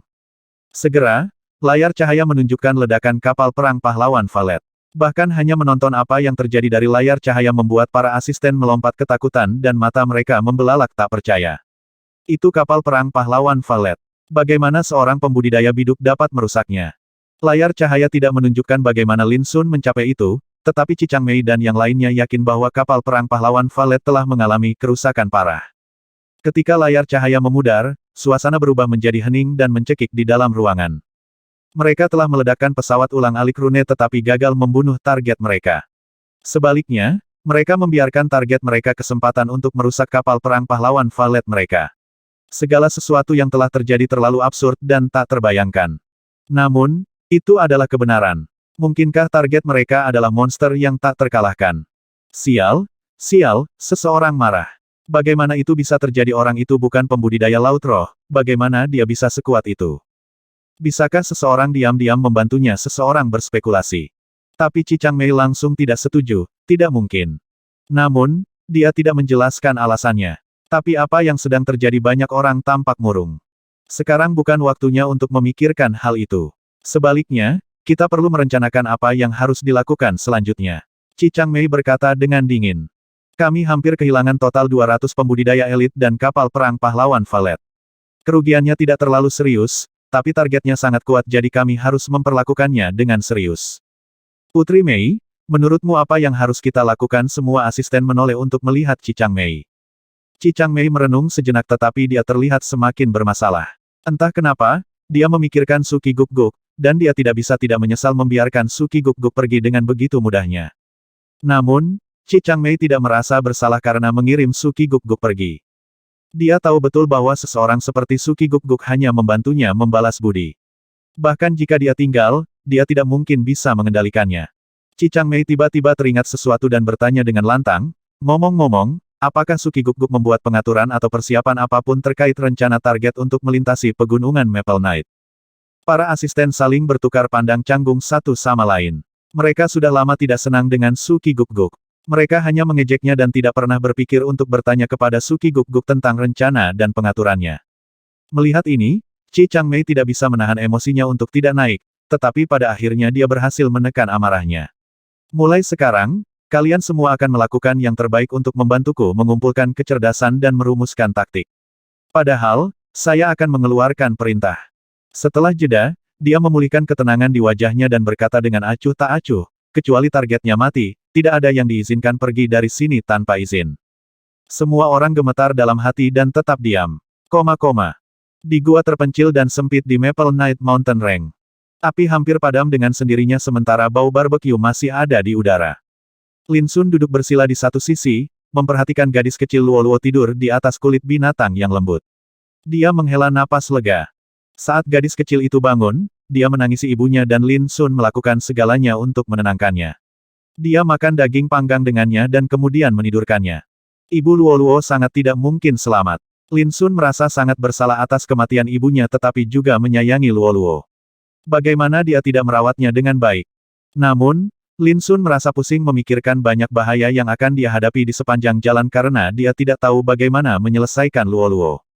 Dia tidak ingin seorang gadis kecil berusia 4 tahun menghadapi bahaya bersamanya. Setelah memikirkannya lama dan keras, Lin Sun masih tidak bisa memikirkan cara. Pada akhirnya, dia menggelengkan kepalanya dan memutuskan untuk melupakannya untuk saat ini. Setelah memadamkan api, Lin Sun mengaktifkan perangkat alarm, meletakkannya di pintu masuk gua, dan memasang formasi rune untuk menyembunyikan aura mereka. Hanya dengan begitu dia bisa rileks dan merawat luka-lukanya. Dia memiliki banyak jenis pil dan obat-obatan padanya. Jika dia memanfaatkan waktu dengan baik, dia memperkirakan dia bisa sembuh dalam waktu sekitar 5 atau 6 hari. Akibatnya, Lin Sun tinggal di Maple Night Mountain Range untuk beristirahat dan memulihkan diri. Selain pulih, dia merawat Luo-Luo setiap hari. Seorang anak berusia 3 hingga 4 tahun paling membutuhkan teman, tetapi Luo-Luo harus menderita bencana dan kehilangan ibunya. Dia tidak diragukan lagi rentan secara emosional. Untuk mencegah Luo-Luo terlalu patah hati, Lin Sun memanggil Jiu Jiu, yang tertidur lelap, ke telapak tangannya dan membiarkan Luo-Luo bermain dengannya. Tanpa diduga, itu memiliki efek ajaib. Mata Luo-Luo berbinar saat melihat tubuh lembut dan bulat Jiu Jiu serta wajah imut dan konyol. Setelah Lin Sun mendesak, memerintahkan, dan menyuruh Jiu Jiu untuk bermain dengan Luo-Luo, itu sangat menyenangkan. Lin Sun sangat gembira. Dia bisa berkonsentrasi memulihkan diri dengan Jiu Jiu merawat Luo-Luo. Setelah 7 hari, luka Lin Sun telah pulih sepenuhnya. Dia segera meninggalkan daerah itu bersama Luo-Luo. Luo-Luo, bisakah kamu berjanji satu hal padaku? Hah kakak, ada apa? Jika kita bertemu orang jahat di jalan, kamu harus menutup mata. Kalau tidak, kamu akan ketakutan. Oke, saya akan melakukan apapun yang dikatakan kakak. Luo-Luo adalah gadis yang baik. Kakak laki-laki akan membelikanmu banyak mainan di masa depan. Saya tidak menginginkannya. Aku hanya butuh Jiu Jiu bersamaku. Tentu. Lin Sun membawa Luo-Luo melintasi jalur pegunungan Maple Night Mountain yang terjal dan terjal. Sepanjang jalan, dia secara tidak sengaja memikirkan Xia Zi saat dia berbicara dengan Luo-Luo. Aku ingin tahu apakah dia baik-baik saja. Kota Qingliu bersebelahan dengan Maple Night Mountain Range, sehingga sebagian besar penduduk mencari nafkah dengan mengumpulkan tumbuhan dan berburu di pegunungan. Mereka tidak dianggap miskin, tapi juga tidak kaya. Seperti kebanyakan kota di Kekaisaran, kota Qingliu kecil tapi padat penduduk. Itu memiliki transportasi yang baik, restoran, penginapan, dan bisnis. Saat itu tengah hari, Maple Night Restaurant, restoran paling terkenal di kota, sudah sangat sibuk. Itu dipenuhi dengan para pembudidaya muda yang beristirahat dari perjalanan keliling dunia persilatan, pedagang, dan tuan dan wanita muda yang kaya menyelinap keluar dari rumah mereka untuk minum dan makan. Segala macam orang ada di restoran. Restoran adalah tempat yang istimewa. Mereka selalu hidup dengan semua jenis orang berkumpul bersama, minum dan mengobrol dengan bebas tentang segala hal mulai dari urusan penting istana kekaisaran hingga hal-hal sepele di jalanan. Semuanya adalah topik yang menghidupkan waktu minum mereka. Malam itu, Maple Night Restaurant ramai seperti biasanya, namun suasana di lantai 2 restoran itu sedikit sepi. Itu tidak terlalu kosong di lantai 2. Sebaliknya, banyak kursi telah terisi. Namun, semua tokoh itu minum dalam diam dan tidak banyak bicara, dan itu membuat suasana menjadi sangat membosankan. Apa hidangan khas di sini? Tuan, kami punya banyak hidangan khas seperti ikan ekor ungu rebus, tumis lidah burung pipit, dan segala macam makanan gunung yang direbus. Maka saya akan memiliki masing-masing. Bagaimana dengan anggur? Tuan, minuman maple kukus awan harus dicoba di Maple Night Restaurant. Setiap orang yang telah mencobanya mengatakan itu enak. Aku akan mencoba toples dulu. Oke, tolong tunggu di atas. Sosok tampan dan anggun berjalan ke lantai 2 restoran. Dia mengenakan jubah putih polos dan rambut hitam legamnya diikat santai dengan seutas jerami, menonjolkan wajahnya yang tampan dan tajam. Di punggungnya ada keranjang tempat seorang gadis berusia 3-4 tahun duduk di dalamnya, melihat sekeliling dengan rasa ingin tahu dengan matanya yang besar. Tentu saja, pria tampan itu adalah Lin Sun. Dia mengenakan pakaian yang diberikan Ibu Luoluo padanya. Ketika dia sampai di lantai 2, dia melirik ke pelanggan lain dan matanya menyipit sementara senyum melengkung di sudut bibirnya. Dia duduk di dekat jendela dan mengeluarkan Luoluo dari keranjang dan meletakkannya di kursi di sebelahnya. Kakak, aku ingin bermain dengan Jiu-Jiu. Luoluo mengangkat wajah kecilnya dan menatap Lin Sun tanpa berkedip. Lin Sun langsung setuju dan memanggil Jiu-Jiu ke atas meja untuk bermain dengan Luoluo. Banyak pelanggan di restoran hanya bisa menyipitkan mata dan menarik pandangan mereka. Lin Sun sepertinya tidak memperhatikan karena dia masih menonton Luoluo bermain dengan Jiu-Jiu dengan senyuman di wajahnya, tapi perhatiannya tiba-tiba tertuju pada gangguan di lantai pertama restoran. Brengsek, pesawat ulang-alik Rune runtuh. Saya mendengar bahwa ratusan orang ada di dalamnya, termasuk para pembudidaya. Aku juga mendengarnya. Itu terjadi beberapa hari yang lalu. Dikatakan bahwa seekor burung buas menyerang pesawat ulang-alik Rune ketika sedang melintasi pegunungan Maple Night. Pada akhirnya, pesawat ulang-alik itu hancur dan semua penumpangnya tewas. Semua mati. Tentu saja, bahkan jika mereka tidak mati dalam serangan itu, bagaimana mereka bisa bertahan di Maple Night Mountain Range? Sungguh bencana yang tak terduga. Lin Sun tiba-tiba merasa tercekik tak terlukiskan. Apa yang Anda maksud dengan bencana yang tidak terduga? Apa yang Anda maksud dengan serangan burung buas? Itu jelas merupakan pembantaian terencana. Musuh menggunakan cerita konyol untuk menutupi kebenaran dari dunia. Lin Sun tahu bahwa musuh memiliki dukungan kuat mengingat mereka berani mengarang kebohongan itu. Dia menyadari bahwa dia telah meremehkan ketidakberdayaan mereka. Mungkin, inilah salah satu cara yang disebut tokoh berpengaruh untuk menipu dunia. Yang mereka butuhkan hanyalah alasan biasa untuk menyembunyikan kekotoran mereka. Lin Sun tahu bahwa tidak ada yang akan mempercayainya bahkan jika dia mengatakan yang sebenarnya. Lagi pula, siapa yang akan percaya bahwa kapal perang dari kekaisaran akan membantai warga kekaisaran? Saat emosi Lin Sun berfluktuasi, ledakan tawa sombong terdengar. Ah Jiao, aku tidak ingin terdengar sombong tapi keluarga Ruiku tidak ada duanya di kota Qingliu. Ah Jiao, jika Anda mengikuti saya jamin Anda akan mendapat perhatian dari seluruh kota Qingliu. Saudara Rui Qing, saya tidak ingin perhatian orang lain. Saya hanya ingin Anda memperlakukan saya dengan baik, suara seorang wanita manis terdengar. Lin Sun terkejut. Bagaimana mungkin ada seseorang yang begitu memuji dirinya sendiri di dunia ini? Lin Sun paling terkejut dengan tanggapan berlebihan wanita itu. Ini terlihat jelas dari suaranya yang centil. Kemudian, dia melihat seorang pria muda berjubah mewah dan seorang wanita cantik menaiki tangga. Keduanya duduk di lantai 2. Tuan muda bernama Rui Qing sering membual tentang betapa hebatnya keluarganya dan wanita bernama Ah Qiao terus-menerus menyanjungnya. Mereka tampak sangat intim. Lin Sun menggelengkan kepalanya dan tidak lagi memperhatikan keduanya. Minuman dan makanannya sedang dibawa, jadi dia berkonsentrasi untuk makan bersama Luoluo. Menguap, Jiu-Jiu berbaring miring. Itu tidak tertarik pada makanan karena makanan favoritnya adalah kristal. Hei, makhluk kecil yang lucu. Lihat, kakak Rui Qing, rune bis macam apa itu? Saya ingin mencubit perutnya yang bulat. Tiba-tiba, Ah Jiao menunjuk ke Jiu-Jiu dan berteriak seperti gadis kecil yang dilanda cinta. Haha, karena kamu menyukainya, aku akan mendapatkannya untukmu. Rui Qing terkekeh, bangkit dan berjalan menuju meja Lin Sun. Dia menatap Lin Sun sekilas dan berkata, sobat. Apakah ini binatang rune Anda? Bagaimana dengan ini? Aku akan memberimu 100 koin perak untuk itu. Dia mengeluarkan sekantong uang dan membantingnya di atas meja. Sebelum Lin Sun setuju, dia sudah mengulurkan tangannya untuk meraih Jiu-Jiu. Sepasang sumpit secara akurat menepuk pergelangan tangan Rui Qing. Rui Qing menarik kembali tangannya dengan kecepatan kilat, menarik napas dalam kesakitan.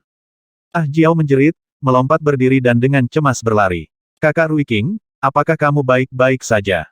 Dia telah kehilangan muka di depan wanita itu dan telah dipukul. Bagaimana dia bisa mengendalikan amarahnya? Aku baik-baik saja, tapi anak itu tidak akan. Saya tidak pernah mengalami penghinaan seperti itu di kota King Liu. Dia mengayunkan tangannya untuk menamparkan wajah Lin Sun. Sederhana, langsung, dan pemarah adalah kata-kata yang menggambarkan Ruiking. Lin Sun bertanya-tanya apakah Ruiking terlalu sombong atau hanya bodoh. Pak, Lin Sun duduk di sana tanpa bergerak, tetapi sumpitnya secara akurat menusuk pergelangan tangan Ruiking lagi. Ruiking menjerit kesakitan dan wajahnya berkedut. Sialan, kamu memiliki keinginan mati. Beraninya kau memukulku. Kamu mati. Jangan pernah berpikir untuk meninggalkan kota King Liu hidup-hidup hari ini. Ruiking meraung marah. Setelah diberi pelajaran 2 kali berturut-turut, dia tidak hanya tidak mengerti, tetapi dia juga menjadi lebih agresif. Lin Sun menyadari bahwa dia tidak hanya bertemu dengan tuan muda kaya yang arogan, tetapi juga benar-benar idiot. Tiba-tiba, Lin Sun menyadari sesuatu. Dia diam-diam menyapu matanya dan mengerutkan alisnya. Tanpa ragu-ragu, dia bangkit dan berkata sambil tersenyum, "Teman, bagaimana kalau saya mengirimmu untuk mencari bala bantuan?" Menderu karena marah, Ruiking tercengang. "Apa maksudmu?" Lin Sun mencengkeram pakaian Ruiking dengan kecepatan kilat dan melemparkannya keluar jendela. Mengikuti bunyi gedebuk di jalan, teriakan nyaring Ruiking terdengar, "Bajingan, tunggu saja." Ah Jiao sangat ketakutan sehingga wajahnya yang cantik memucat dan dia berteriak, kamu, apakah kamu tahu siapa Ruiking? Dia adalah tuan muda ketiga dari keluarga Rui, klan terkuat di kota King Liu. Jika Anda membuatnya marah, jangan pernah berpikir." Sebelum dia selesai, Lin Sun menangkapnya dan melemparkannya keluar jendela. Lin Sun menggelengkan kepalanya dengan acuh tak acuh. Pasangan yang aneh. Dia menundukkan kepalanya dan bertanya pada Luoluo, apakah kamu kenyang? Luoluo mengangguk dan dengan erat memeluk Jiu-Jiu seolah-olah dia takut seseorang akan mengambilnya. Kalau begitu mari bersiap-siap untuk pergi. Lin Sun mengambil Luoluo dan memasukkannya ke dalam keranjang. Kemudian, dia membawa keranjang di punggungnya. Kakak, apakah kedua orang jahat itu? Tanya Luoluo. Mereka tidak terlalu buruk. Paling buruk, mereka adalah sepasang idiot. Seperti yang dijelaskan Lin Sun, dia mengarahkan pandangannya ke pelanggan di restoran dan senyum yang tak terlihat muncul di bibirnya. Tapi Luoluo, tutup matamu. Orang jahat yang sebenarnya akan segera muncul. Luoluo ketakutan, tapi dia masih mendengarkan Lin Sun dan menutup matanya. Dia berjongkok di keranjang dan berkata, kakak, jangan khawatir, saya tidak akan menonton. Lin Sun mengangguk dan matanya yang gelap tiba-tiba menjadi kosong dari emosi. Saat dia melirik pelanggan di lantai 2, dia berkata sambil tersenyum, semuanya, kita sudah selesai makan dan sekarang saatnya kita pergi. Bagaimana dengan kalian? Dentang. Saat dia berbicara, blade cahaya mengalir tiba-tiba muncul di tangannya. Dengan sedikit gerakan, pedang itu menebas udara dengan aura yang sangat ganas ke arah 3 orang di meja terdekat. Hampir pada saat yang sama, ketiganya menyerang ke depan. Mereka menunggu untuk menyerang. Ketika Lin Sun menyerang, mereka tanpa sadar melancarkan serangan balik. Dia melihat melalui kita. Ayo serang bersama. Mengikuti raungan, semua pelanggan yang makan di lantai 2 bermunculan dengan ekspresi dingin. Mereka menggenggam alat mereka dan menyerang bersama. Suasana tenang seketika hancur dan restoran berubah menjadi medan perang. Pedang berkilat dan bilah berkilat sementara niat membunuh mengamuk seperti badai. Semua pelanggan di lantai 1 menjerit dan lari panik. Seluruh Maple Night Restaurant terjebak dalam pembantaian berdarah. Hembusan angin mendatangkan malapetaka, dinding dirobohkan, dan meja, kursi, dan cangkir terus-menerus dihancurkan. Bahkan para pejalan kaki di jalan terdekat menghindari area tersebut karena takut tersapu ke dalam pertempuran. Namun, tidak ada yang memperhatikan bahwa sosok-sosok diam-diam mengintai di atas banyak bangunan tempat tinggal dan toko di sekitar restoran. Setiap sosok memegang panah atau busur dan mengarahkannya ke Maple Night Restaurant. Maming bersembunyi di bayang-bayang atap, menunggu dengan tenang. Sebagai penanggung jawab operasi, dia secara alami memiliki kekuatan untuk membuat orang mendengarkannya. Dia memiliki basis kultivasi tahap gayung surga dan memiliki keterampilan memanah yang luar biasa yang memungkinkan dia untuk menembak musuh dari jarak lebih dari 3.000 kaki. Yang terpenting, dia memiliki pengalaman yang kaya dan pengetahuan pertempuran yang dikembangkan dari pertempuran dan pembunuhan selama bertahun-tahun. Ini adalah alasan mendasar mengapa dia menjadi penanggung jawab operasi. Maming memegang busur ramping yang sederhana dan tanpa hiasan di tangannya. Busur dipanggil segel tenggorokan, artinya akan menutup tenggorokan dengan panah. Pertempuran berdarah terjadi di Maple Night Restaurant 136 kaki jauhnya. Restoran itu terus bergetar dan dindingnya hampir runtuh. Namun, Ma Ming tahu bahwa target mereka tidak akan mudah dibunuh mengingat dia berhasil selamat dari pemboman kapal perang pahlawan Valet. Dengan kata lain, Ma Ming tidak menyangka rekan-rekannya di restoran bisa membunuh target. Di bawah pengaturannya, 27 kawan di restoran hanya ditugaskan untuk menghentikan target pergi. Selama mereka bisa menahan target, Ma Ming akan memiliki kesempatan untuk mengerahkan pasukan untuk memblokir rute pelarian target. Pada saat itu, target tidak akan bisa melarikan diri meskipun dia telah menumbuhkan sayap. Tentu saja, 27 kawan kemungkinan akan dikorbankan sebagai umpan meriam, tapi Ma Ming tidak peduli. Menurutnya, itu adalah harga yang harus mereka bayar untuk membunuh target yang begitu kejam dan tidak normal. Situasi saat ini membuktikan bahwa penyebaran Ma Ming benar. Setelah pertempuran pecah di restoran, orang-orang yang dia perintahkan untuk bersembunyi di berbagai area di sekitar restoran semuanya memblokir lingkungan seperti yang direncanakan. Sekarang, mereka tinggal menunggu target mereka muncul. Tentu saja, akan lebih baik jika target mereka mati di restoran, tapi Ma Ming tidak optimis tentang itu. Setelah beberapa menit, tidak dapat menahan dampaknya lagi, Maple Night Restaurant yang runtuh akhirnya runtuh. Ma Ming tiba-tiba menyipitkan matanya dan memberi isyarat kepada para pembudidaya lain yang sedang menyergap di dekatnya untuk bersiap-siap. Mereka akan meluncurkan serangan yang mengguncang bumi saat melihat target mereka. Metode serangan mereka sangat sederhana dan kasar, sepenuhnya menutupi area di mana target berpotensi muncul dengan busur dan busur. Ma Ming yakin bahkan seekor lalat pun akan hancur menjadi bubur di bawah skala serangan itu, apalagi target mereka. Suasana berubah tegang dan dingin. Tidak ada satu orang pun yang tersisa di jalanan dan daerah itu benar-benar sepi. Namun seiring berjalannya waktu, puing-puing restoran yang runtuh tetap sunyi dan masih belum ada tanda-tanda target mereka. Tentu saja, tak satu pun dari 27 kamerat itu juga muncul. Itu sangat sunyi. Ma Ming tiba-tiba merasakan krisis. Dalam pandangannya, target mereka seharusnya bergegas keluar dari restoran untuk menghindari serangan. Namun, situasi sepi yang mematikan bukanlah yang dia harapkan. Mungkinkah targetnya mati bersama yang lain? Ketika pikiran itu terlintas di benaknya, peluit tajam meledak di telinganya. Muridnya dengan cepat menyempit. Itu adalah suara dari panah tangan ilahi. Siapa sih yang mengabaikan perintahku dan bertindak? Ma Ming mengamuk. Tapi ketika dia melihat ke atas, wajahnya memucat karena ketakutan. Dia melihat salah satu rekannya terjun ke tanah dari atap sebuah bangunan dan bagian tengah dahinya ditusuk dengan lubang berdarah. Set, Ma Ming menarik napas dalam-dalam dan menyadari bahwa dia salah berasumsi. Bukan salah satu rekannya yang menembakkan Divine Arm Crossbow tapi target mereka. Bang, bang, bang. Sebelum Ma Ming sempat bereaksi, serangkaian peluit tajam terdengar satu demi satu. Itu bergema di sepanjang jalan yang sunyi dan kosong seperti suara setan dari neraka. Wajah Ma Ming berubah drastis. Dia tidak bisa menenangkan diri karena dia melihat puluhan anak panah ditembakkan dari puing-puing restoran. Mereka melaju kencang melintasi udara ke arahnya dari arah yang berbeda. Gemuruh. Tiba-tiba, gedung-gedung di dekatnya hancur berantakan, batu-batu berhamburan kemana-mana, dan asap memenuhi udara. Teriakan tragis mengikuti, menciptakan suasana yang menghebohkan. Ma Ming menyaksikan 8 kawan yang bersembunyi di area berbeda terbunuh dalam sekejap. Tangan dan kakinya menjadi dingin seperti jatuh ke dalam gua es. Dia tidak bisa membayangkan bagaimana target mereka mencapai itu. Rekan-rekanku bersembunyi dengan baik namun dia melihat semuanya dan meluncurkan pembantaian berdarah bahkan tanpa muncul.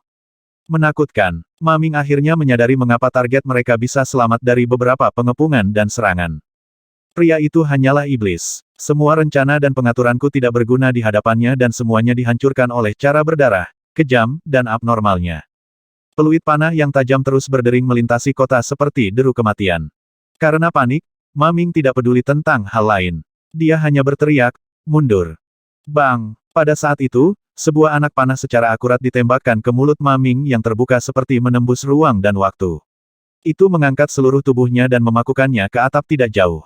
Murid Ma Ming melebar. Bahkan pada saat kematiannya, dia bertanya-tanya bagaimana target mereka menemukan tempat persembunyiannya. Peluit tajam dan tergesa-gesa terus berdering bebas di udara. Setelah beberapa saat, di kedalaman puing-puing restoran, Lin Sun berdiri dan menyingkirkan busur tanpa omong kosong. Di sekelilingnya ada lusinan busur yang dibuang. Keadaan ketenangan mutlak di lautan pikirannya yang memungkinkan dia untuk memahami segala sesuatu dengan cepat memudar. Mata hitam legamnya berangsur-angsur menjadi lebih hangat. Dia merasakan ada yang tidak beres sejak dia menginjakkan kaki di Maple Night Restaurant. Meskipun pelanggan di lantai 2 restoran telah menahan aura mereka dan menyamar, Lin Sun dapat mengatakan bahwa mereka adalah karakter galak yang berlatih seni bela diri sepanjang tahun dari kapalan tebal di telapak tangan mereka. Lin Sun tidak yakin bahwa mereka datang untuknya, tetapi ketika Jiu Jiu muncul begitu saja dan ketika dia memberi pelajaran kepada Rui King, dia menyadari bahwa mereka bereaksi terlalu tenang, tidak seperti orang biasa.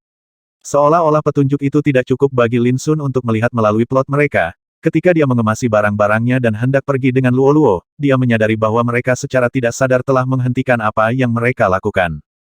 Pada saat itu, Lin Sun yakin bahwa mereka semua menunggunya di sana. Selain itu, saat pertarungan dimulai, Lin Sun merasakan aura aneh berkumpul di luar Maple Night Restaurant.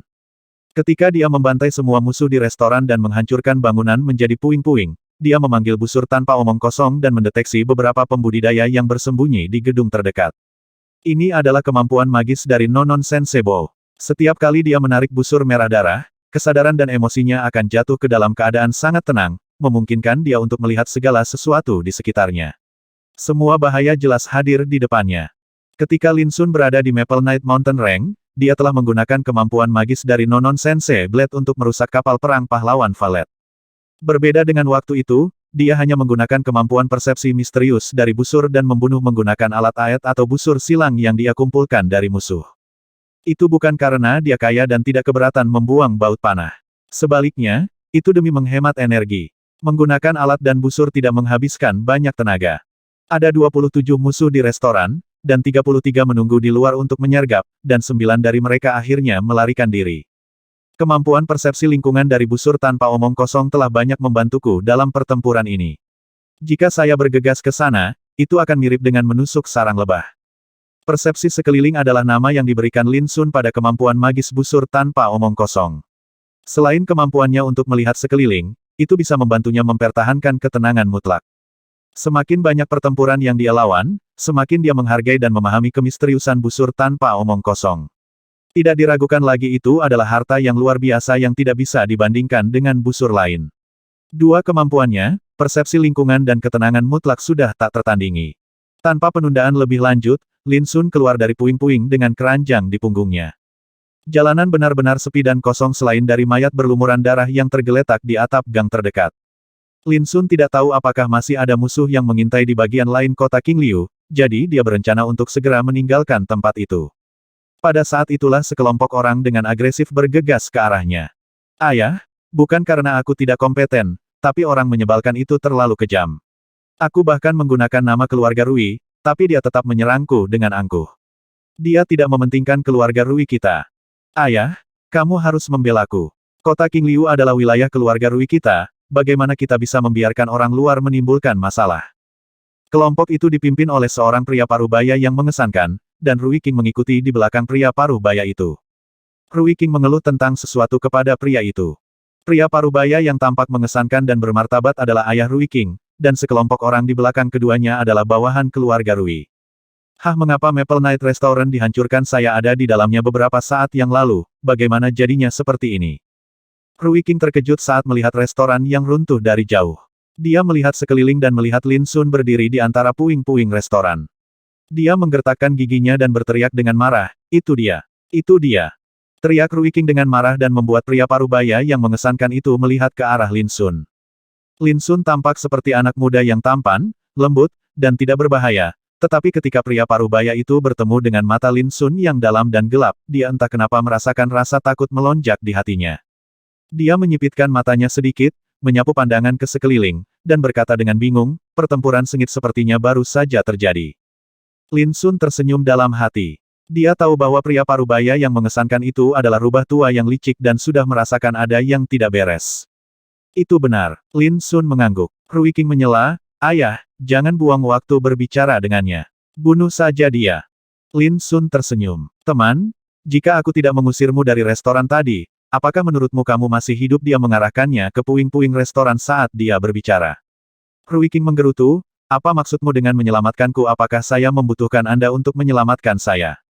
Dia menyerbu ke arah Lin Sun dan mengayunkan tangannya ke wajahnya. Dia tahu bahwa dia tidak perlu takut apapun dengan dukungan ayahnya.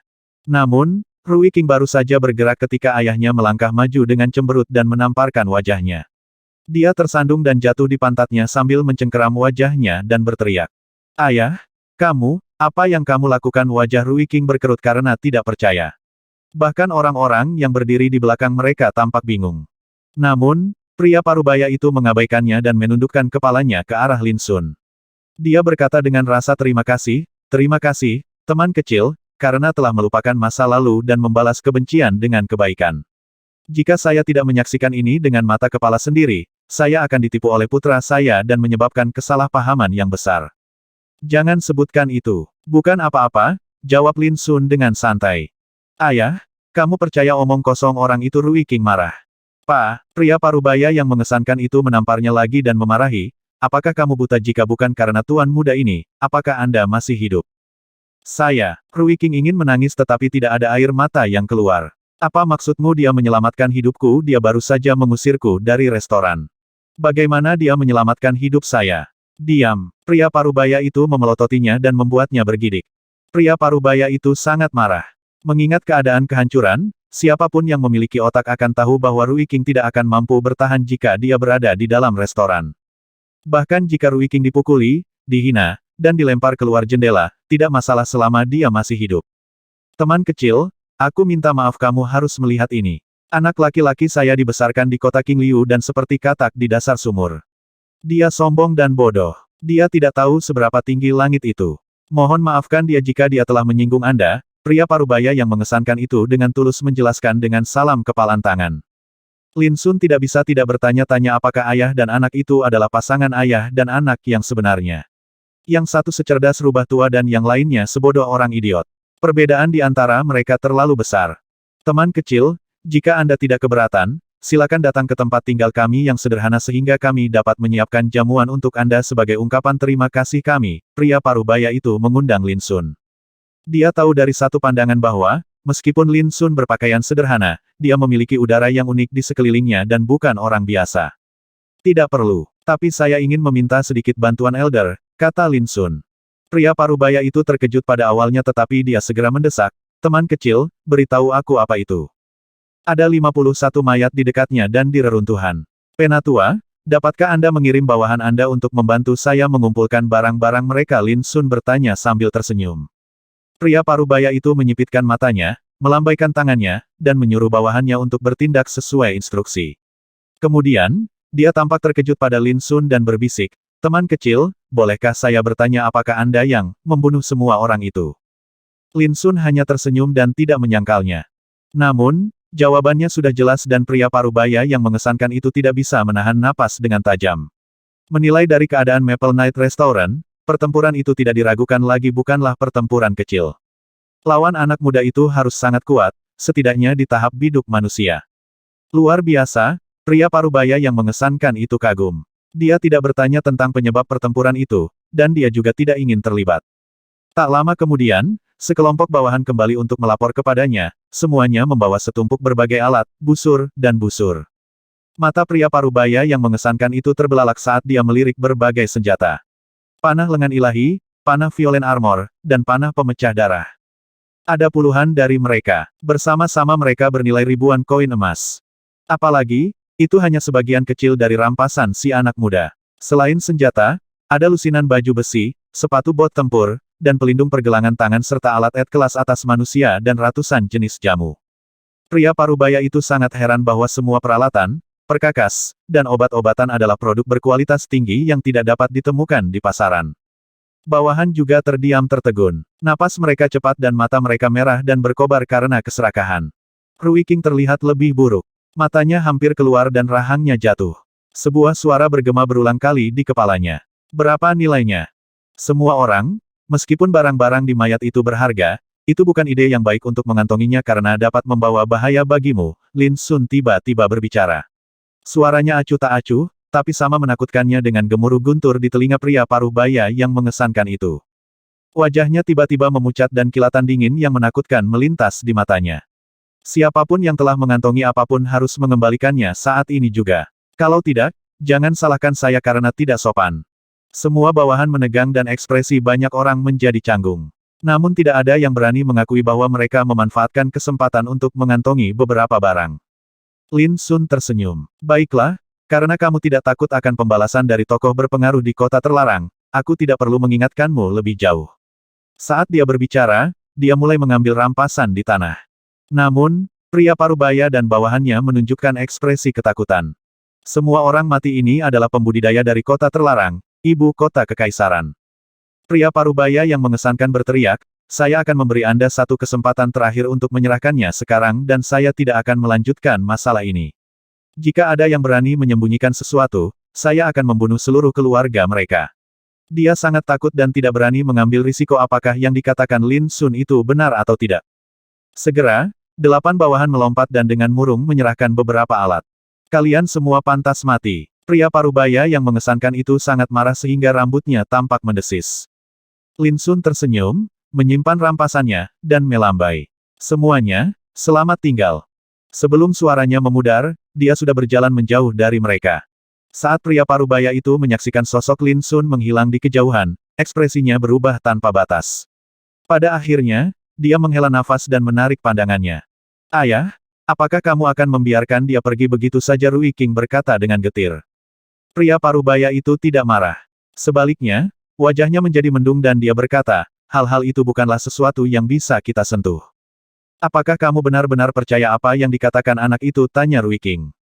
Pria parubaya itu melambaikan tangannya, memberi isyarat kepada bawahannya untuk membawa mayat di dekatnya.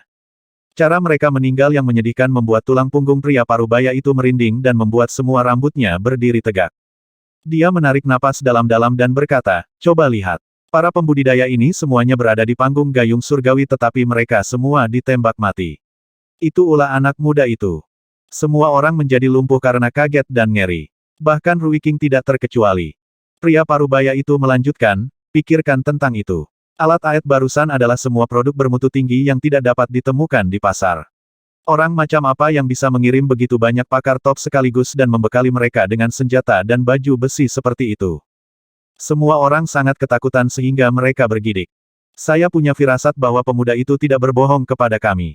Mayat-mayat ini, semuanya adalah pembudidaya dari klan besar tertentu di kota terlarang. Hanya mereka yang bisa mengirim begitu banyak kultivator elit sekaligus.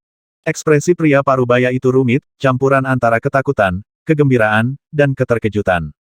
Ayah, anak itu membunuh begitu banyak orang. Dia, apakah dia tidak khawatir tentang mereka? Membalas Rui King bertanya dengan suara bergetar. Kita seharusnya tidak terlibat dalam masalah semacam itu. Dan kita tidak boleh menyebutkan masalah ini lagi di masa depan.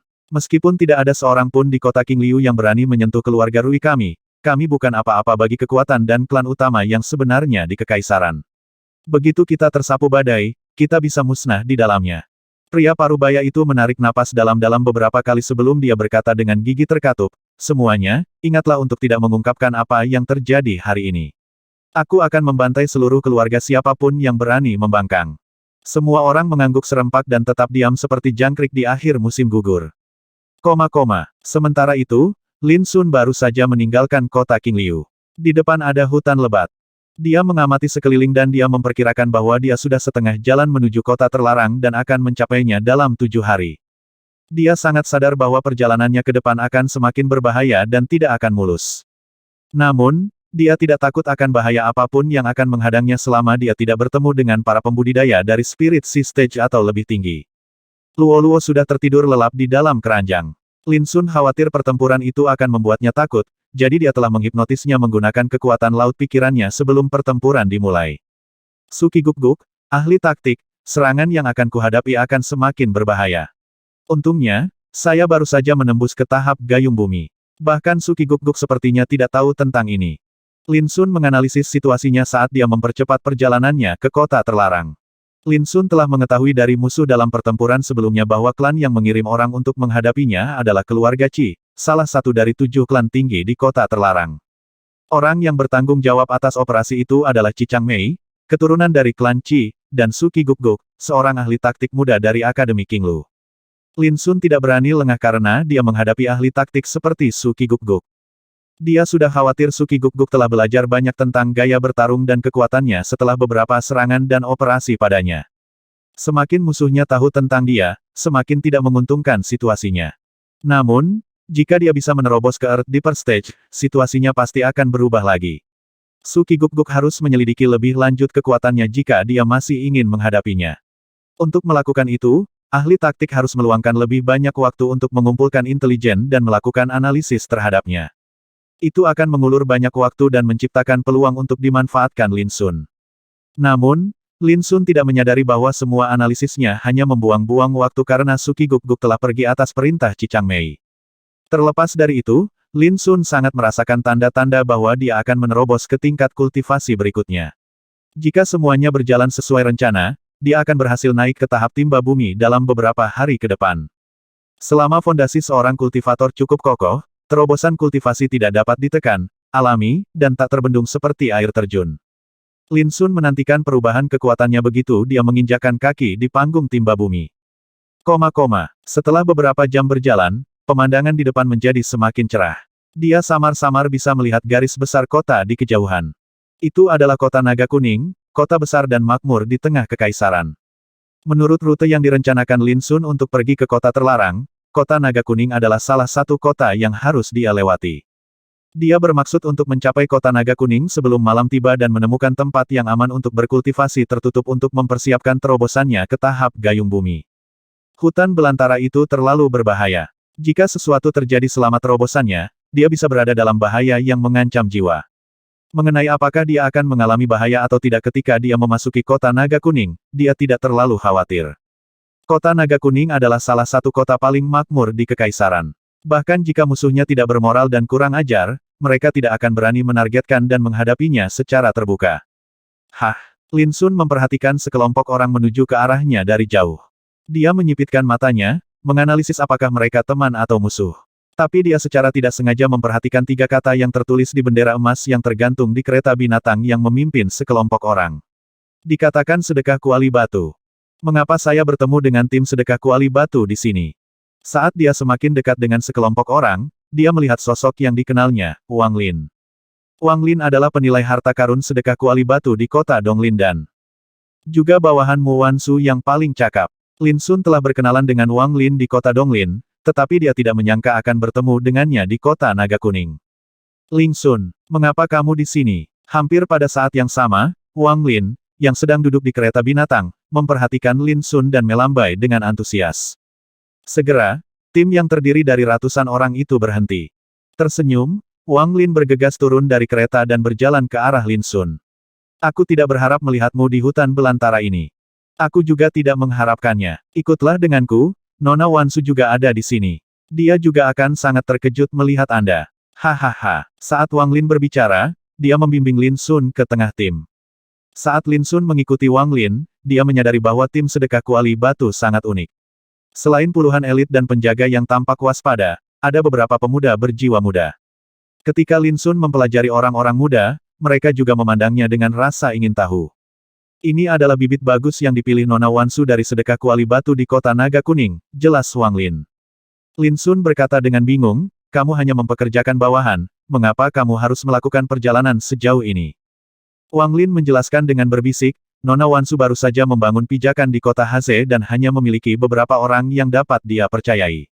Dia khawatir ada mata-mata yang ditanam di sekitarnya oleh orang-orang dengan motif tersembunyi sehingga dia pergi ke kota lain untuk mempekerjakan orang. Pemahaman muncul di Lin Sun dan dia hanya bisa menghela nafas, jika kamu ingin melakukan sesuatu dengan baik, pertama-tama kamu harus meletakkan dasar yang kuat. Loyalitas tidak diragukan lagi merupakan kualitas terpenting saat mempekerjakan orang. Wang Lin tersenyum. Tepat, Lin Sun ingat bahwa Mu Wansu tidak ada ketika dia ingin mengucapkan selamat tinggal padanya di sedekah kuali batu di kota Haze. Wang Lin, kenapa kita berhenti? Sebelum mereka sampai ke tengah tim, seorang pria berjubah perak datang dengan wajah tidak senang. Pria berjubah perak ini tampan dan berpakaian bagus. Topi berbulu memahkotai kepalanya dan sabuk giok diikatkan di pinggangnya. Dia mengenakan sepatu bot bermotif naga dan mengipasi kipas berhias emas. Setiap gerakannya memancarkan sikap arogan dan suka memerintah.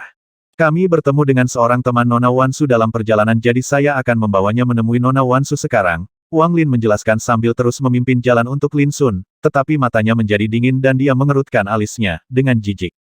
Pemuda berjubah perak dengan dingin mendengus dan menghalangi jalan mereka. Teman apa mengapa saya tidak melihatnya? Dia dengan jelas melihat Lin Sun tetapi pura-pura tidak melihatnya, tampak sangat arogan dan kasar. Lin Sun juga mengerutkan kening.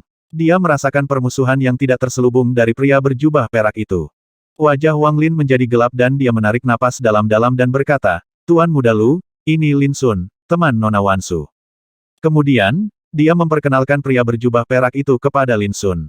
"Lin Sun, ini Lu Shaoyun, Tuan Muda Lu."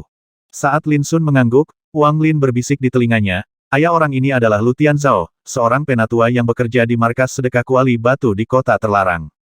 Dan Lu Shaoyun ini sombong, tidak kompeten, dan sombong. Dia main-main dan menimbulkan masalah menggunakan nama ayahnya. Dia memiliki reputasi yang sangat buruk.